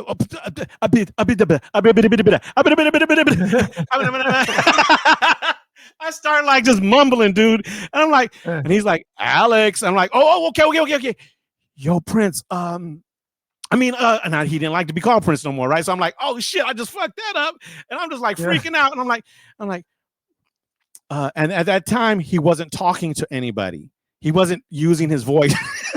So I'm like, how am I having this conversation with him? And so I asked the question, "Hey, it's Alex Mejia from KML, yada, yada, yada. I'm excited to hear about the new project. Can we get some promo pieces? And I just love your music. And thank you so much for being an entire inspiration for me my entire life." And then I just hear silence. And I hear Billy Sparks says, "The artist has said yes." I'm like, huh?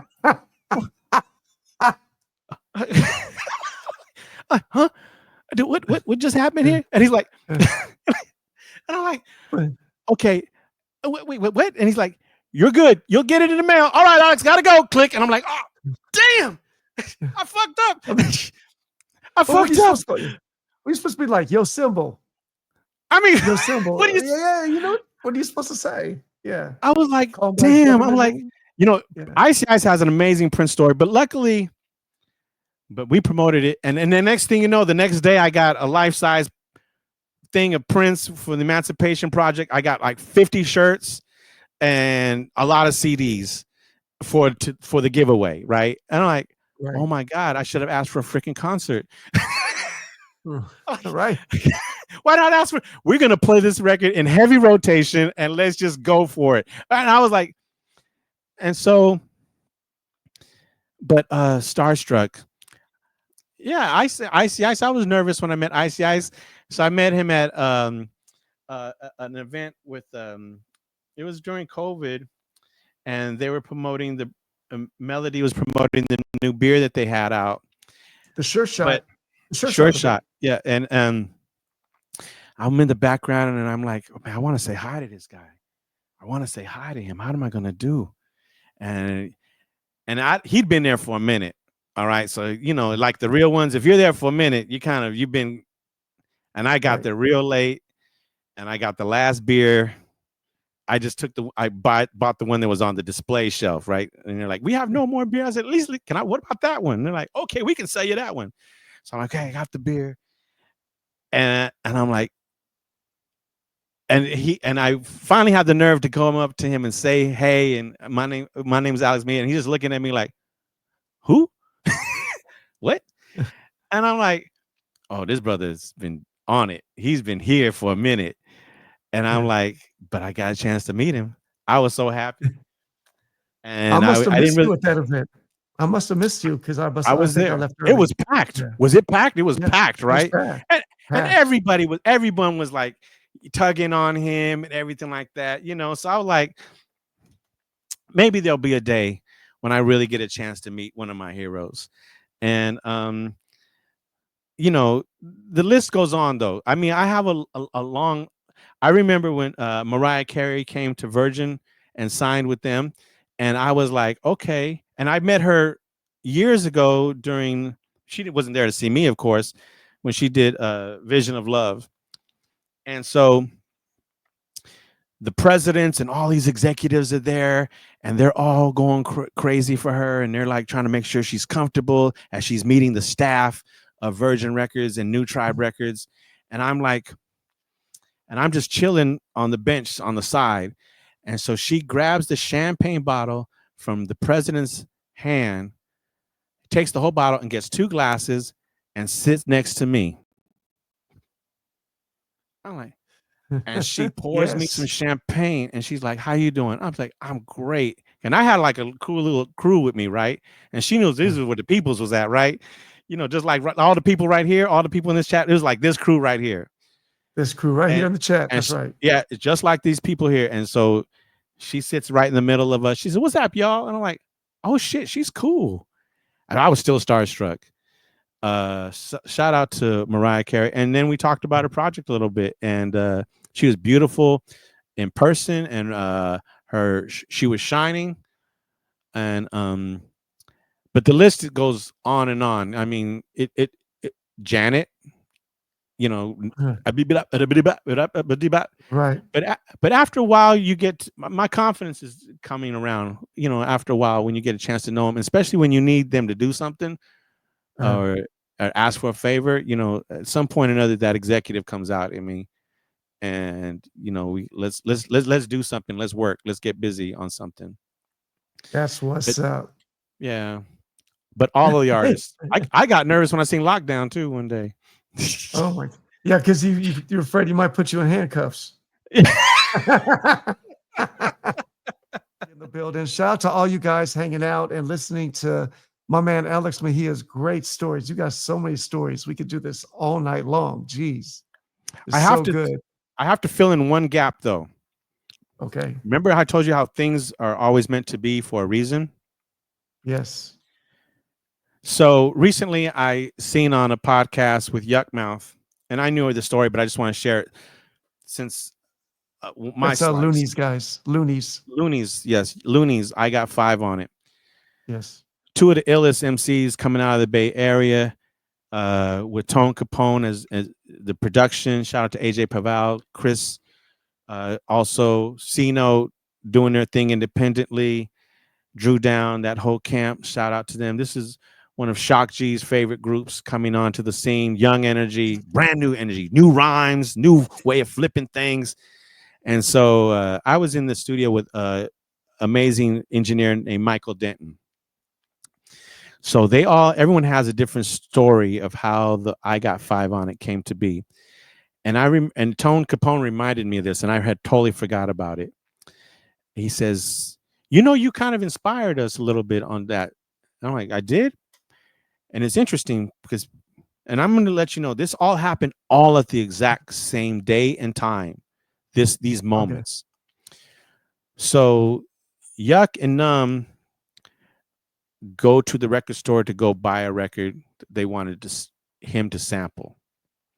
Right? Right. Tone Capone already has kind of an idea of something that he wants to put together, but I'm at the studio and I'm done with my session. And as I'm done with my session, I'm introduced to him, tell him I love him. And we talk a little bit about music. And I go, you know what, bro? I said, nobody has sampled one of these records right here. And Club Nouveau had a plaque in that studio. And they recorded at Michael Denton's studio. And I was like, no one has sampled any of their records. I said, it'd be kind of dope if someone samples one of their records. Peace, I'm out. And I left. Nice. And so everybody, so when, can you imagine someone tells you, hey, Jay, you should sample this record, and then the artist comes in and says, hey, I need you to sample this record. What is that? What are you supposed to do? I guess it's time for me to. Too many variables. That record was meant to be that, but the way he did it though, with putting Kool and the Gang in there and everything else, come on, man! Shout out to Tone That record, Capone. so fire. I mean, the same thing happened to me. That's how my band got started. Okay. So I was in a band called Rumblefish, guys. We started in about 1995. We were playing college baseball at junior college, Pierce College in the Valley, and we were pitchers. And pitchers at practice is not fun. Practice, all you do at practice is either you're throwing, you're shagging batting practice, or you're running, and you're running, and you're running, and you're running. So while we're doing, they call pole to poles, you run from one side to the other side, keep going back and forth, and you got to do like crunches in between. It's crazy. Anyway, so this guy comes up to me, that pitcher, he's like, hey, you're that guy from Portrait, huh? And I was like, yeah. And he was like telling me, oh, I rap, and we need to, like, I want to do like these samples that people aren't sampling, like Devo. He's telling me like Devo and Blondie and like all these things that he would just talk to me every day while we're running. And I was like, so I had my own MPC at this time, and I would just go home and like do everything that he was telling me during practice. And then I invited him over one night for a Laker game, because Laker games used to be like a ritual back when they were fun to watch, you know. Sorry, you know, we had this conversation at Real One. So yeah, we had this conversation at Real One. There's a lot of truth in what you're saying right now. So continue on. So it used to be an event to watch Laker games at my house. True. And then so watched the Laker game, and I was like, hey, I got all the stuff that you were telling me, and I started going through all the discs that I made that he was telling me. And he was like, yo, man, that's exactly what I'm talking about. He started getting all excited. And he was like, yo, do you rap? And I was like, no. He's like, I'm going to teach you. Because, you know, teaching someone to rap isn't just about like writing lyrics, right? It's about cadence. It's about breathing. There's a lot that goes into rapping. It's just like, I'm not going to put a bunch of words together on a microphone. That's not what it is. So I started practicing rapping, and then we formed this group Rumblefish, and like I was the Beastie Boy and he was like the Everlast sound. So he was the raspy, and I was like the high pitch, you know, Mike D, you know, like. Okay. So, and then we used our own money. We made like a record, and then our management ended up being all right. So we did this promo show at the old Glam Slam, 333 South Boylston, downtown LA. Mm-hmm. We did this promo show, and then there was this guy from the Roxy, and after the show, he's like, yo, we want to put you on the show we're doing with Digital Underground. We want you to open up for Digital Underground. Yeah, that makes sense. At the Roxy. So we're all up. The backstage is really small at the Roxy upstairs. We actually shared the backstage room with Digital Underground, and they really enjoyed our show. They really liked us. But that's when I got to meet them. They were so humble, all of them. It was so dope. I mean, Tupac was already he was already like big and off on his own, so he wasn't there with Digital Underground. But he was alive, but he was just being the star that he was. And so anyway, so yeah, just to lead into the story. So he was just telling me about samples, and I went home and did the samples, and then boom, like Rumblefish was created. And that was a crazy journey. Yeah. I have to go back in the archives. So there's recordings of you guys and everything like that, right? Of Rumblefish. Oh yeah. So the music morphed into like more rock rap, into completely alternative, but that first recording is so dope. It's funk samples, it's hip hop, it's us back and forth. I have the whole record. I'll give you a CD. What? That's what's up. I'm gonna give you a CD. Thank you. Yeah, Oh, I yeah. can't wait to peep that out. Oh my goodness. Yeah. I still have a CD player in my car, so I can ride to that sucker. I love that. That's great, man. Yeah, I love that makes sense. And now to think, that photo we have of you and Money B together wearing the Shock G shirt, that just Yes. makes it all that much more special because you guys met at a concert doing a show together. Is that the first time you met? That was the first time we ever met. Yep. And I want to say that's like 1997. I want to say something like that. I Yeah. think I still have the flyer somewhere so I could get the exact date. Oh Then man. I even had a group before Rumblefish. That's how I met Portrait. But I'm just gonna show you what I would look like in the group. I have the headshot. Oh, I love it. Look at you. Oh, dope. Oh, I have to see this and hear this. I can't wait to hear this. I So love that. I don't know if I have any of those cassettes. Those are cassettes. So I don't think I have those, but I have Rumblefish. I do have Rumblefish. That's not Rumblefish. That was the group before Rumblefish. And that group was called, what's her name again? It was called TJ Hype. Dan Pertoni and J Hype. Oh, I TJ like Hype. that. Okay. Yeah. That's dope. That's dope. Salute to you for doing your music back then. See, I was with someone yesterday and I explained to him, I said, people that do music that really love this shit, they will continue to keep doing it until they die. The real ones. No disrespect to anyone but the real ones that will just die still doing this stuff. And you can still have your day job. But you still do your music some way, somehow, or stay connected. And it ain't easy. It's not easy, but this journey has been quite special. I'll tell you what, it's not easy when you're doing it for a check, when you're doing it for a corporation. It's real easy when you're doing it for self. And that's when you come up with your best work, when you're doing it for self. Well said. And I wish you were around in my life 20 years ago telling me that. because to do it in a corporate setting is much different. It really is. It's there's a lot of bullshit involved, unfortunately. But if you make great music, it will cut through that bullshit. Right. And because you'll find people that believe in what you're doing or get inspired by the music. Someone has asked me, did I ever meet Daryl Hall? No, I did not. Yeah. I've never met Daryl Hall, but I've sampled him. Because we wish you did, because we think that you're the only guy that can bring Hall & Oates back together. You're the only one that could do it. When did that come? When did you guys have that conversation? Just now. Oh, okay. Okay, so one thing I will say, no. I have to say that if I've already been through that journey once, if artists don't want to work together, they will not. It's like saying especially when the beef is money, especially when the beef is over money. Yeah, you can say definitely that for sure, but it's you guys that know people that have gotten divorced, right? Everyone here knows somebody. It's like saying get back together with your person that you divorced. Right. Is that really going to happen?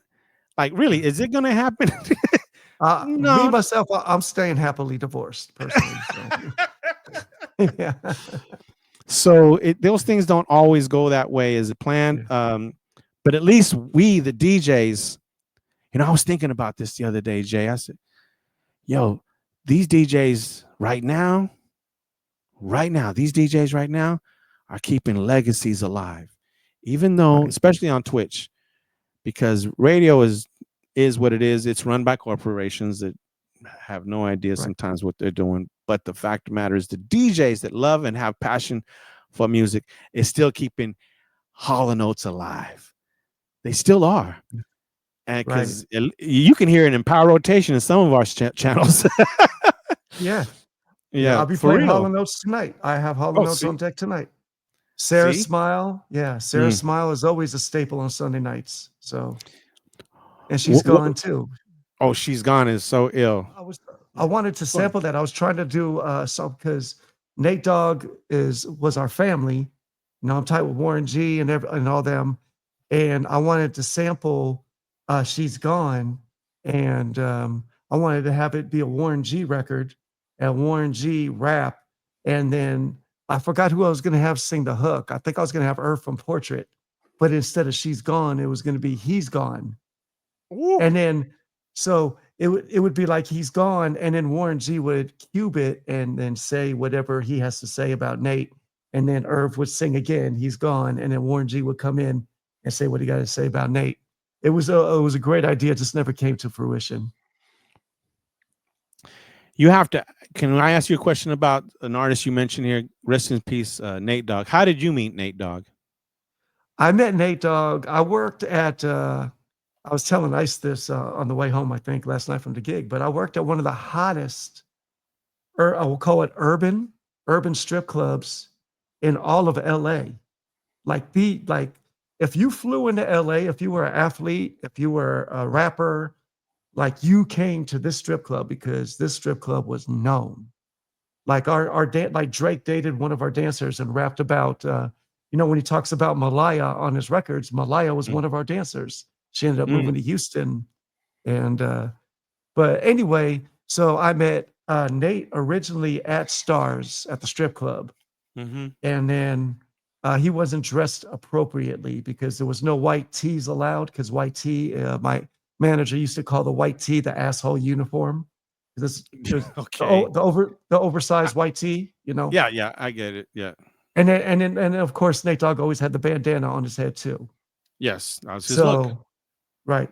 So I talked to my manager. I was like, "Yo, that's Nate Dogg." I was like, he had a leather jacket, and I was like, "Yo, man, if you just keep the leather jacket on, like you could just come in and have a good time, but just keep the jacket on." And he kept taking the jacket off when he got inside.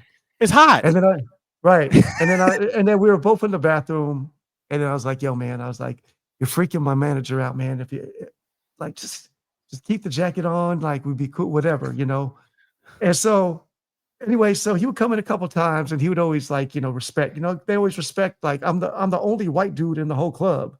Like the DJ is the only white dude in the club, and got everybody going.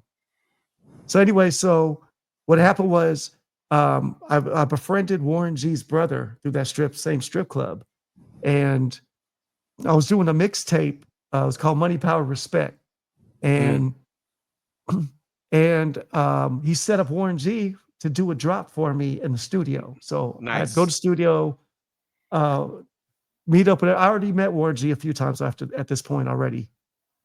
And so Snoop Dogg had two studios in Irvine in this industry area. And at nighttime, it was real dark. There's no headlight, there's no lights. You can't see the addresses. So I'm driving around the street, and the only building I see like cars at is this building. I hear music. So I just pull in the parking lot. I can't see the address. I go up to the door, I ring the buzzer, and Nate Dogg answers the door. And I was like, "Oh, cool, I'm in the right place." Like Nate Dogg answered the door. Yeah. Right, I'm in the right place. So I'm like, "Yo, what's up?" He invites me in, we smoke a blunt together, which I don't think was all weed, because I was feeling some kind of way. Yeah. We're drinking. We're drinking. He does a drop for me, does 16 bars for me. He's asking me what I think of, like, "Hey man, what do you think of this song?" I'm like, "You're Nate Dogg. I'm only Jaybird. Like, what are you asking me for?" So anyway, I was like, "Damn, well, it's been like 3 hours. Like I'm 3 hours deep in the studio with Nate Dogg, getting fucked up and doing music with him." And I'm like, "Dude, where's Warren G at? Like I was supposed to meet him at a long time ago." He's like, "Oh," gets on the phone, calls the studio across the street. Oh, no. Where Warren G is. He's like, "Yeah, man, I got Jaybird been hanging out here looking for you." He's like, "What?" They're like, "What the fuck? We've been waiting on him forever." Like, so then I ended up going across the street and finally got my Warren G drop. And that's when the first time also I met Bishop Lamont as well. And I got a drop from Bishop Lamont that night too. Salute. Yeah. So that's how I met talented. So talented. Yeah. you were having your moment Right. with Nate, and I mean, and Yeah. you were blunted up, and you're feeling pretty good, and you were lost And in music. So what are you gonna right. do? And then he called me to come back to the studio like another day. So like I went back another night and the same thing happened. I had to call my friend. I was like, I was smoking with Nate Dogg, but I don't feel the same as I usually do when I smoke. Like I don't know what I, was in that. Yeah. yeah, he was pretty hardcore. Yeah. He salute to him. There is an amazing record that I had a great friendship with him as well, and I was so thankful to enjoy all of his music that he was doing. Fred Reck, shout out to Fred Reck, who got closest to than him anybody, and I seen something that he just posted up. He says, "This is my most favorite record with Nate Dogg and Anderson .Paak." If you Oh, ever get a chance, listen to the song with Nate Dogg and Anderson .Paak. Jay, I'll have to tell you something else though. While I was at that record company, with all that corporate bullshit, there were moments where things really could have been rocking in a much bigger way for everyone at that record company. They just were not listening. right. So I want you to imagine if you were in that building and you had Pharrell, you have Timberland, unsigned artists like Nate Dogg is in the building. Snoop Dogg is out of a deal. He's ready to go.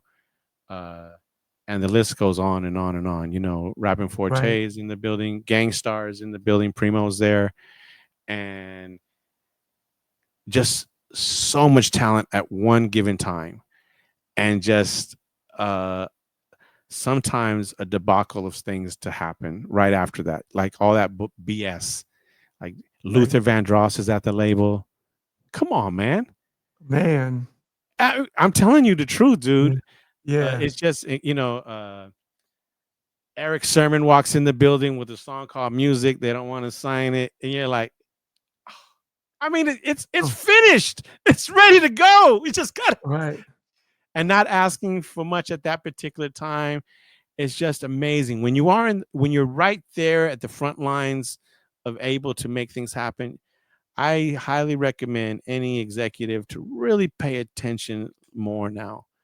To act on what those artists are bringing to the table, and to really listen. Good to see everyone here. Thank you, guys. Yeah. And I one thing for the record, just to put a little exclamation point on what you just said, Yeah. that labels are wrong more than they are right when it comes to either songs or artists. Yeah. And so I have a question for you. All right. So I'm going to put a scenario in there. Okay. So was starstruck. I was a little starstruck when I first met Pharrell, but he was younger than me. So I was kind of just listening. So he walks in and shout out to Eric Brooks. He goes, "Yo, we're bringing in, this artist named Khalees that was produced by these guys from Virginia Beach." And this is before they even did anything with Buster or Nori. This is before all of that. And Eric had his finger on the pulse for this group. And he knew he could see it or hear it. He could hear it. He had done the homework as the president. He could. And so we're bringing him in. So Pharrell sits down with all of us, and there's like a party of 5 in this table. And he says, "Before this conversation begins, I want to know who each and every one of you guys are, and I want to know your background, because I want to know what level you are of music." Like, Wow. who does that? No, yeah. Who does that? Who has the balls to do that? He does. Right. But it wasn't balls. He just wants to know, who am I talking to in this room? Which makes a lot of sense, because even through my journey as a DJ, which I do ask a lot more questions now, you have to break bread with your fellow brothers and sisters. You got to get to know who they are, especially if you're going to collaborate, right? If you're going to collaborate, who are you and why are you inspired by, and what are we dealing with? Are you a Democrat? Are you a Republican? I mean, let's check off the boxes because we're about to work together and try to make millions and millions of dollars together. Let's figure this out. Who am I working with? Right. And so, but I had to learn that process. So when he came in the room, he did that. And he brought Khalees. And Khalees had an amazing album, her first album, but he was so far ahead of everybody else in music. No one really understood what they had. Right. But I will share with you this. So I did ask him, I said, can you work with one artist that was put on my plate to work with? Her name was Sonia Blade. And he's asked, so we sent her to Virginia Beach to do a record, and he was excited to work with her, and I was excited. Oh, we get a chance to do something. And so he comes back and he sends me the record, and I'm in front of Sway and King Tech's house before we go into a basketball game meeting, right? We're going to play basketball on a Friday night. And he's like, what do you think of the record? So I said, hold on. I'm going to listen to it for the first time right now. So I'll call you right back. And I listened to it, and the beat is dope. And I'm like, but it's new. It's like, whoa, okay, this is different. Right. All right, let me check this out. And he goes, slave for you. And he's singing Slave for You. And I'm like, and then the artist comes on and she's rocking it, right? And I'm like, I'm not sure. I love the song, but we're going to have a girl singing Slave for You. And I'm like, I have to call my peoples, right? Let's figure this out. Because I mean, and I didn't really pay attention to the biggest totality of it all. It's the first time I've ever heard him sing, right? He's a little off key. He's like, I'm not supposed to be singing it. It's a girl supposed to be singing it. I go, okay. Cool. He's just demoing it out. Right. At that point, I ask you, you're the executive that grew up from Oakland, California. What would you do? What would you have thought, or what would you have done at that point? If I played, what would you have thought of at that time? Just remember now, you're brand new at this, dude. What would you have done? And Neptunes is a new sound. So like you said, there's no NERD yet. Right. None of that. So the Neptunes is a new sound, and Pharrell is not, like, for some reason, like when he sings on tracks nowadays, like it's not like the most in key type of sound, but it works with what he does. So so I might have been thrown off. I probably would have been thrown off by it. I was thrown off. Now, remember now, I come from Oakland, California, home of the Black Panthers, and everything. And I'm like, we're going to have an artist singing Slave for You. And I'm like, I'm a little, ooh, should we? I'm like, but I didn't have final say, but I asked everybody. And they were like, no, we can't do that. I'm like, are you sure? I mean, like, they're like, Alex, I'm like, I know, but there's something different about this thing right here. There's something very different about this record right here. And so they sit on it, record more records with them. At least you got that one in the can. All right, we got it in the can. So I don't got to make a decision right away, right? So once again, Napster comes around. Everything's in turmoil when Napster comes and the labels start like, we ain't making no more money. Swipe all the jobs. Let's get rid of everybody. So this is before I knew I was about to lose my job because, they were just getting rid of everybody. Right. And so Pharrell calls me up and he's like, yo, Alex, he says, I need a favor. I'm like, what's happening, man? And he's like, says, I need the record. What do you mean you need the record? He says, I need that record of Slave for You. I said, we're going to do something with it. I'm like, okay. I said, and I wasn't in charge of anything. I was just kind of like someone facilitating, and I was a liaison, more of a liaison. And I'm like, okay, so what are we doing here? And he's like, I said, we got to ask Ashley. He said, oh, you don't got to call the president. You don't got to call nobody. He said, just send me the stuff. He says, this is what happened. My studio caught on fire, and we don't have any of the parts of that record. You are the only one with all the pieces of the record. He says, Did he send you like a 2-inch tape or? That got apparently burnt up in the studio and everything. Okay. So he's like, I said, I just need the DATs with all the parts, because he broke, So we broke it all down. Yeah.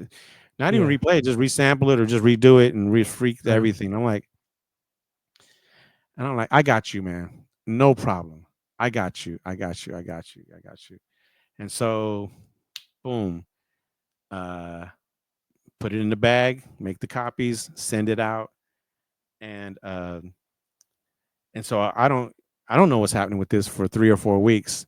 And then all of a sudden, I'm in the office and MTV's doing their MTV awards shows as always, their movie awards, but they're also featuring music. Coming up next, brand new music from Britney Spears. Brand new, get ready, everybody, get ready. So I'm just like sitting there and like, oh, okay, brand new record. Okay, I got to hear what she does. And then all of a sudden, I kid you not, Jay, I hear the beat.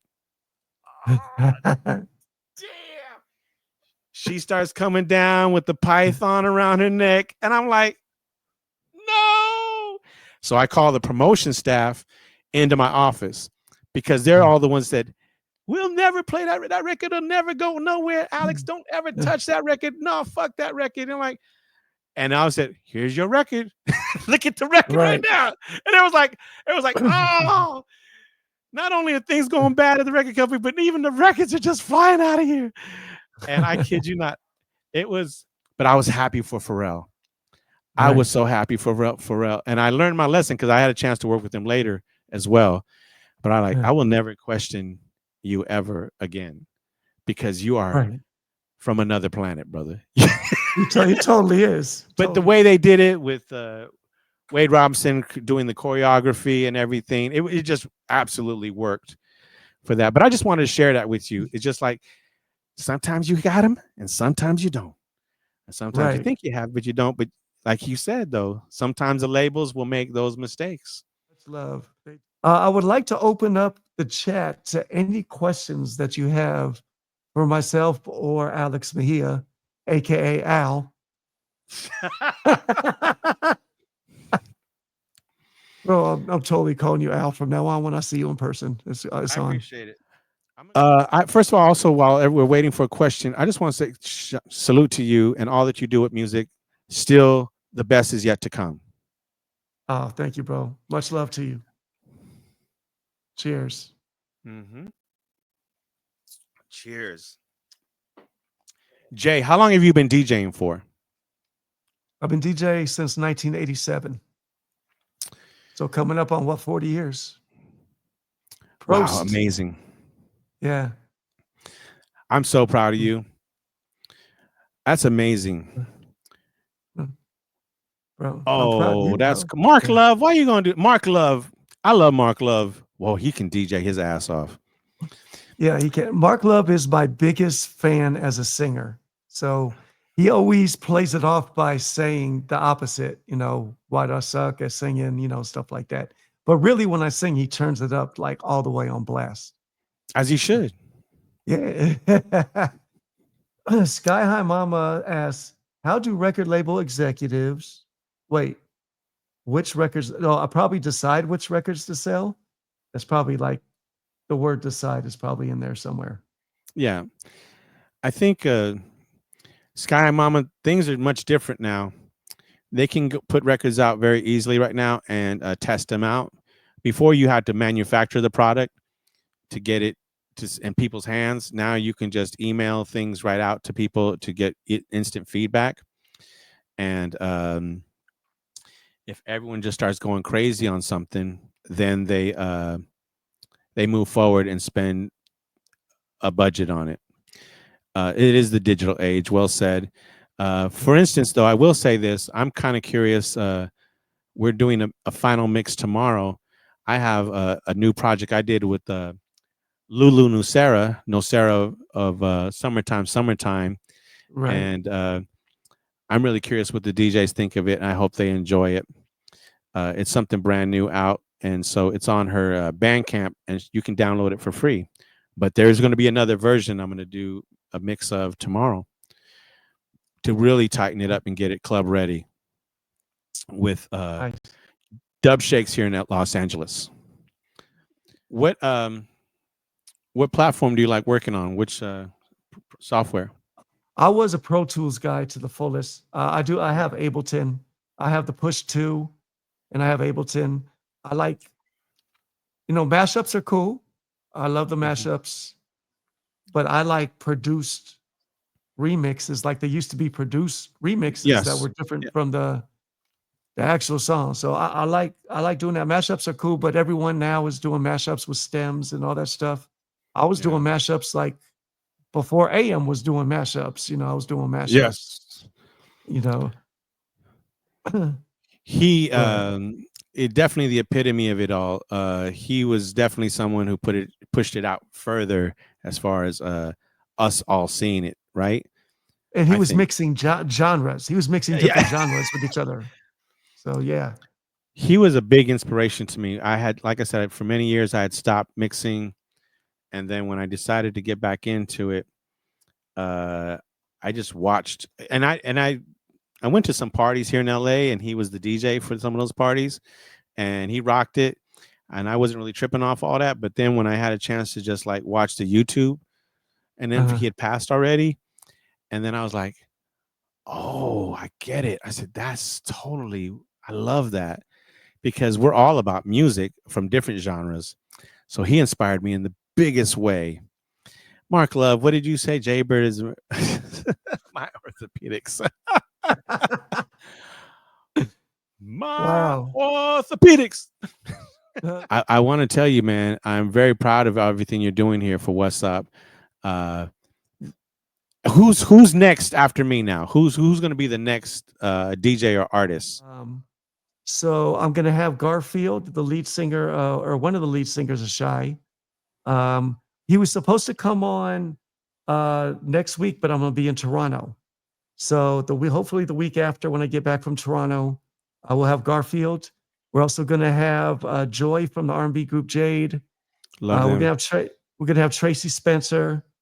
Probably get some of the guys from the group next. Yeah, just a lot of R&B cats, and then I'm gonna get Ice over for the Manila Vanilla show, and we're gonna do like Grandmaster Flash and some of these hip hop artists as well, and we'll have Ice co-host with me on that in studio. Yeah, I love that. That's a great idea. Shout out to Tweak Music Tips for checking in right now. I had the pleasure of I was talking about you earlier, Makova, and who is I also call him the uniter for bringing so many of us together on his weekly interview show, Tweak Music Tips. Hey, but Jay, you know what he did? So I get this call from Tweak Music Tips from Kova, and he's like, Alex, I'm going to start this new thing called the Tweak Music Academy, and I'd like for you to be a part of it. I think you can really use it. And I'm like, because I've been hearing some of your work. And I'm like, okay, what are you going to do? He said, I'm going to really teach people how to use Ableton. And I'm like, all right, I'm down. I'm totally down. I'm into learning. And so he put together a team of about 15 to 20 people. And I was lucky enough to be in that. And right when you think you know everything, you don't. And one thing is important. If you're going to be in the music business, you have to learn how to talk technology and learn how to speak about musical elements and how to creatively caress the sound and all that stuff. And I want to tell you guys, even though we see him on Tweak Music Tips on Wednesdays and hopefully Fridays and whatever, but mainly his show, he really knows some things about engineering, musical production. I remember I told you back in the day I took choir class, and so I remember seeing students around me that could not sing at all, but the teacher worked with them to the point where they became the best singers of the class. They just needed some instruction of how to get there. And so I've seen him take people that knew nothing about editing and help them rise to the occasion. And it's quite amazing what his class has done for me personally. It even helped out my business for presentations. I do a lot of video editing work for people, you know, and for types of commercial presentations and stuff like that. And so sonically, just just mixing a vocal with the background music and everything, just really how to get there to make it sound better. Right. He's taken me to make myself better as a engineer, mixer, and DJ. So if there's ever a time that you and I think we should collaborate at least on something, let's pick an acapella and let's put some original music together. I'm ready to do that. I already have I already have the best idea for us to work on together. I already got it in my head. Okay, great. I'll say it off stream because I don't want there's DJs here. Okay, sounds great. So expect an amazing collaboration between Jaybird and Alex Mejia, the WazzzUp remix. The WazzzUp remix. The WazzzUp remix. Yeah. Boy Kova, Tweak Music Tips, asking Alex, most important Twitch accomplishment. Okay, thank you so much for asking that question. Having community work together. One second. Did you just bring out a speech right now? Was that a speech that you just took down? No. I have this one note on my. This is behind this. Well, you guys can't see it, but behind me, there's a lot of history back there, right? If I just went in behind these shelves, you would find something amazing of a story. And no one has ever asked, so I will do that. But real quick, to Kova's point, I believe, I know that one of my biggest accomplishments was bringing people together in this system. And it happened to be with his participation in Beats for Hope when we raised funds not only for Pam the Funktress, but for Feeding America, where we had over 111 DJs mixing for Feeding America. And we mixed together collectively for over 197 hours, and we raised $18,000 for those that need meals. Let's see, that's over math. Tequila and math don't mix. Yeah. Beats for Hope can let us know how many meals is that we did. But that was for the We Are Family raid train, and it opened up so many doors, but also opened up communities and DJs that I didn't know before. And once again, I want to salute those DJs for all getting together. Yes, I miss Pam as well, Mark Love, and she would have been a very big star here on Twitch. But one thing I was told that, for some people, oh, you can't do that. And how many times have you been told that, Jaybird? You're like, we can do that. We can do this. My pops instilled in me since I was like that high. The word can't does not exist. The word can't. If you can dream it, you can do it. If you can think it, you could do it. The word can't does not exist. And that's always been instilled in me. And I'm glad that your pops did that with you. I had to learn it through experience and watching many dreamers, from Hammer to Shock G to Tupac. But Beats for Hope is reminding us that we generated over 360,000 meals doing that 197 stream of hours of mixing of DJs. And I honestly believe that my job is not only to create, but is to inspire people. And so if I can inspire you to be greater than you were yesterday, then that's my job, and I've accomplished my goal, and I'm a better person for it inside. And I'm thanking the Lord for giving me that gift to create.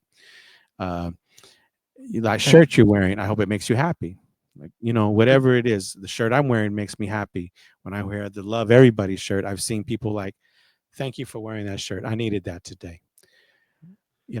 And you have inspired me as well through the kind of person that you and Monica are. And, you know, that's something I never really even heard of or thought of before I met you guys on Twitch, something that was never even in the forefront of my thinking. And it's, you know, because that's our natural human side is I have to take care of me. I got to be able to pay my bills, you know. And there are people that are way super less fortunate. So what I decided was that anytime I sell any merch, the profits that I get from my merch, I donate 100% of my profits to Beats for Hope. And I've been doing that for the last couple years. So, salute to you. Thank you so much Yeah. for doing that, my brother. Thank you so much for Yeah. doing that. I appreciate you for doing that. You are quite, and he's been doing that for the last 5 years, 4 years. No, the last couple years since Yes. I teamed up with Chateau Diamag, Yes, shout since out they to started Chateau doing since they started doing my merch. Yes. And it ain't easy. The merch game is not easy. Trust me, it's not easy. No. But the fact that you even created it for a place to be, for people to do that, thank you so much. But yeah, I do want to go to another promo video for Beats for Hope real quick. I got a couple of them for you guys.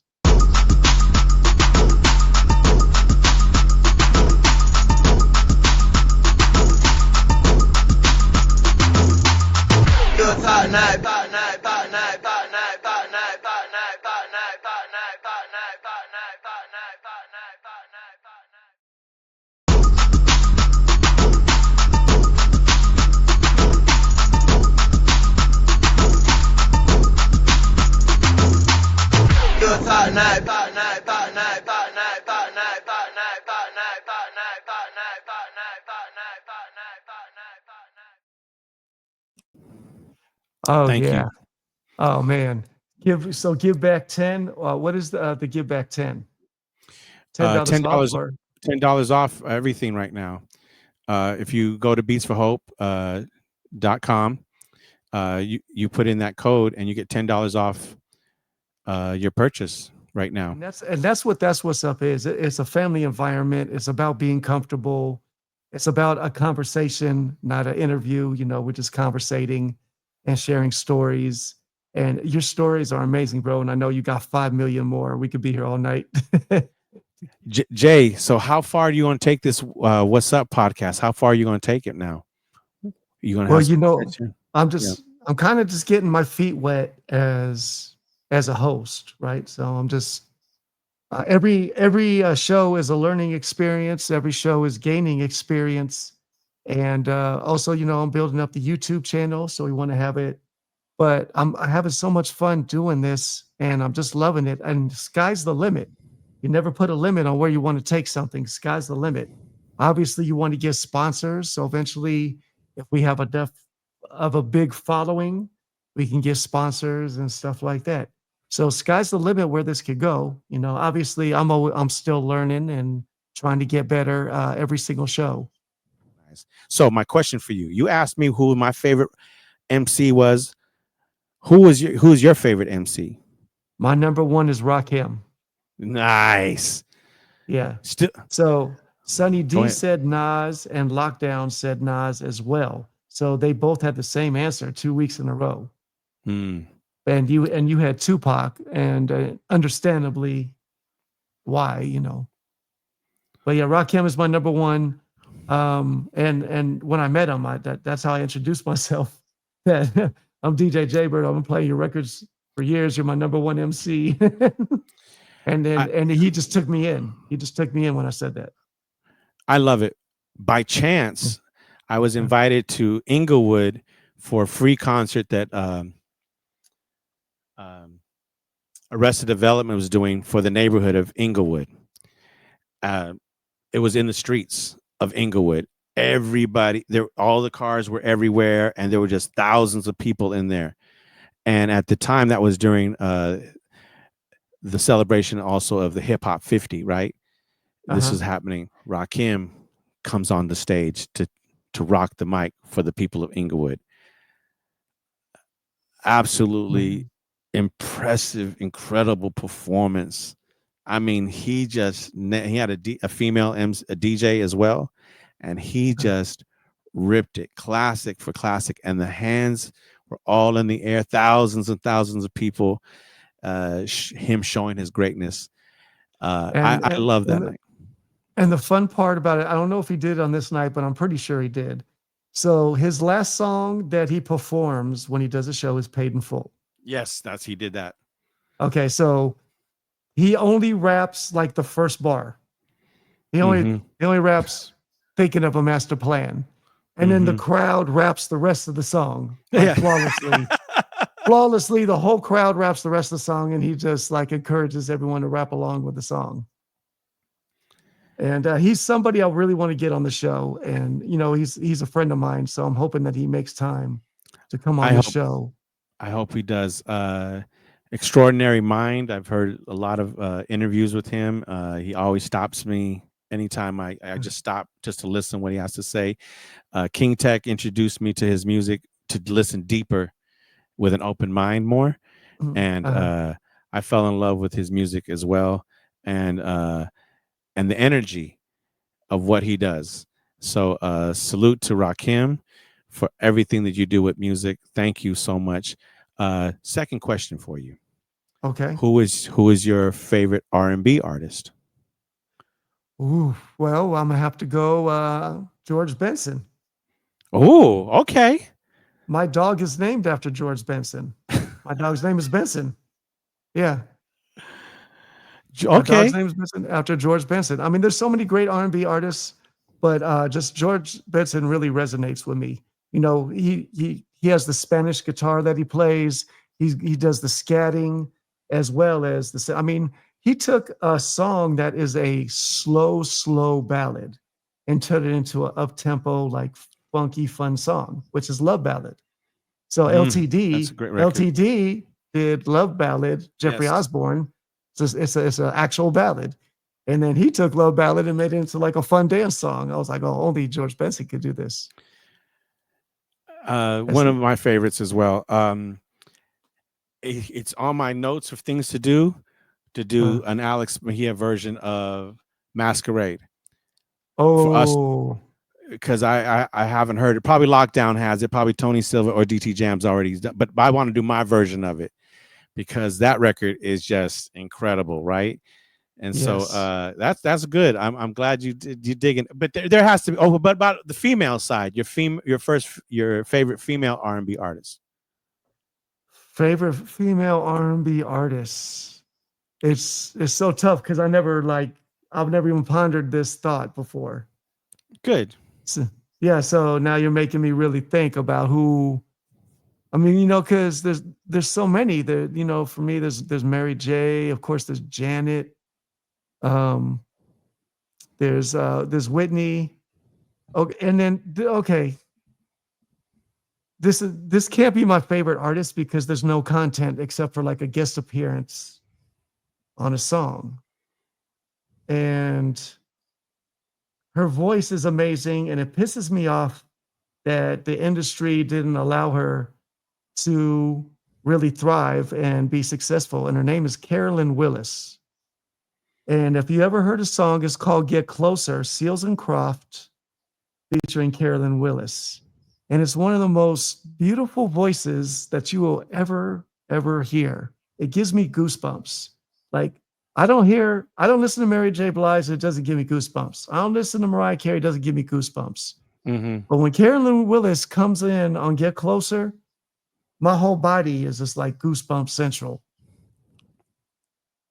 Oh, I have to listen to that. Does everyone in the chat know her? Let us know in the chat if you guys know this. She has albums out. She never had an album. Can you hear? Oh, yeah. She never had an album come out. She was with a group called the Honeycombs, I think it's called. I heard of that group. So yeah, she's part of the Honeycomb. It's called Honeycomb. So yeah, she's part of Honeycomb, and they had like one record or something. I feel like she didn't get the opportunity to thrive in the business, or maybe she chose, because she did a lot of writing. She wrote some, I think she wrote for like Steely Dan and stuff like that. So she wrote songs, but she didn't get an opportunity to thrive as an artist. Out of the new artists, female artists, is there anyone that you like? I love Tyla. I think Tyla's going to be Oh, our she's next dope. superstar. I think I Tyla is like. absolutely going to be our next superstar. I called Anderson Paak as well. When I heard Anderson Paak Oh, on quite incredible. the when he was on the Compton album, the Dr. Oh, Dre Compton album. that was an amazing album Yeah, from it beginning didn't to get end. Beginning to end. that album didn't get enough the credit that it deserved. And you It- know why? Because it's different, and people do oh, not like different. They're programmed. no, not these people. These people in this chat right Not here, they these like. people. Yeah, I'm talking about like the masses. The masses, you know. I But have to agree with you. yeah, That album is. Everyone, do yourself a favor.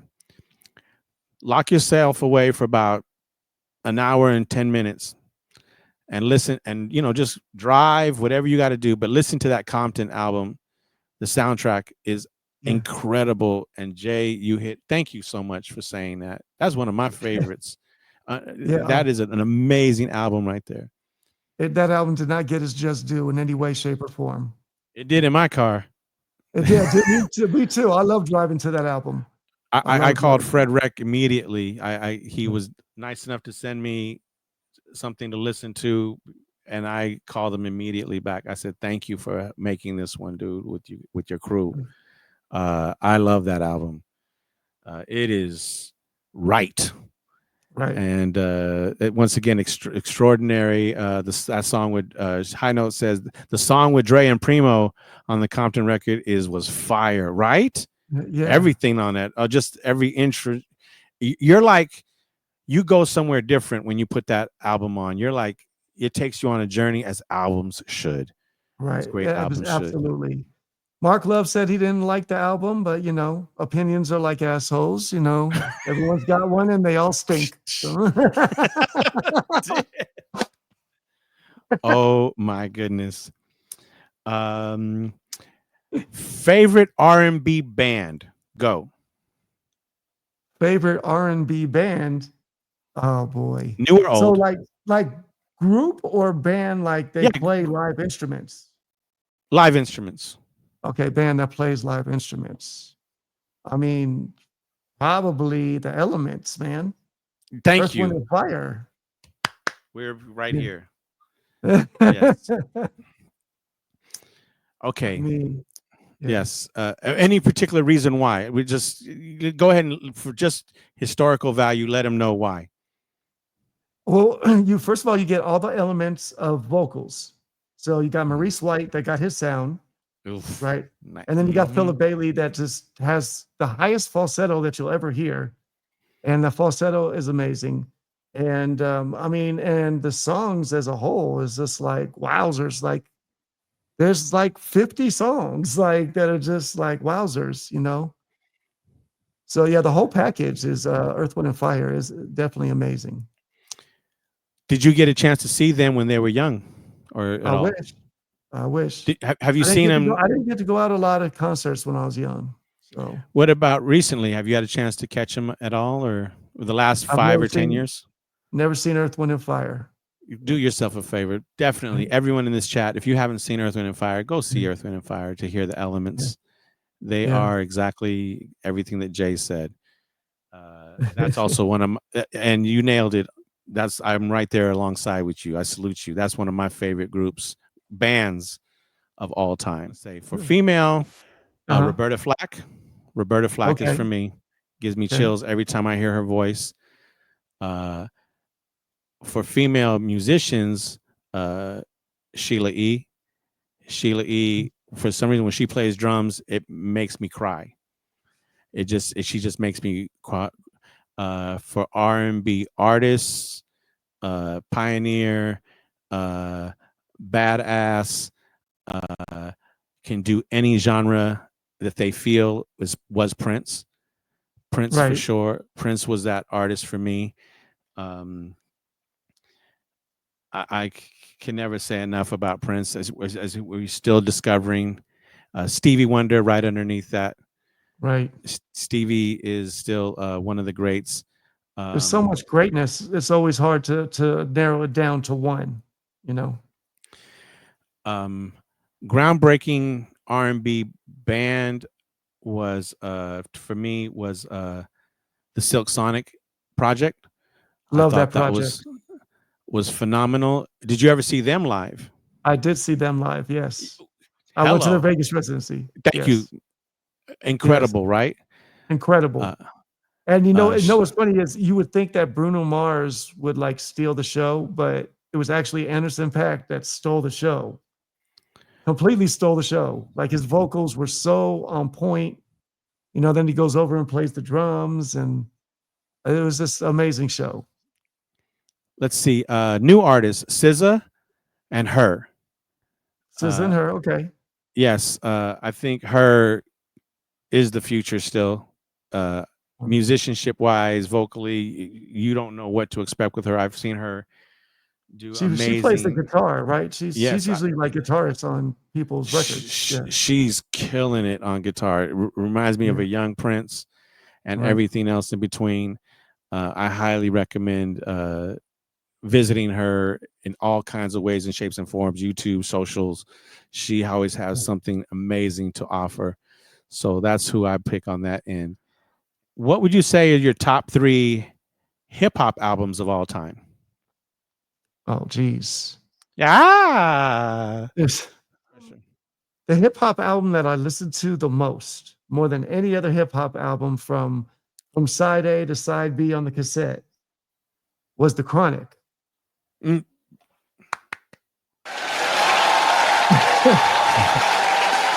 It was The Chronic. And then this is so hard, you know, because people are gonna go Illmatic, you know what I'm saying? They're gonna go Paid in Full. But we're talking about like, man, that is so hard because Tribe Called Quest is probably my favorite hip hop group. Yes. And that second album, I mean, Midnight Marauders was dope. What was the second album? Midnight Marauders was the third album, right? Mm-hmm. It was great. The Low End Theory, thank you. Low End Theory, yes. The Low End thank Theory. You. Was the nasty. Low End Theory, geez, man. And then, you know, I have to go with The Influence. Again, these are albums that I listened to nonstop as a kid being Influence. Mm-hmm. And it was Beastie Boys, License to Ill, and Run DMC, Raising Hell. And they were like out at around the same time. And I would put one in, then I'll put the next one in, and put the Beastie Boys back in, and boom, like back and forth. But so it was so many hip hop albums that I listened to like all the way through.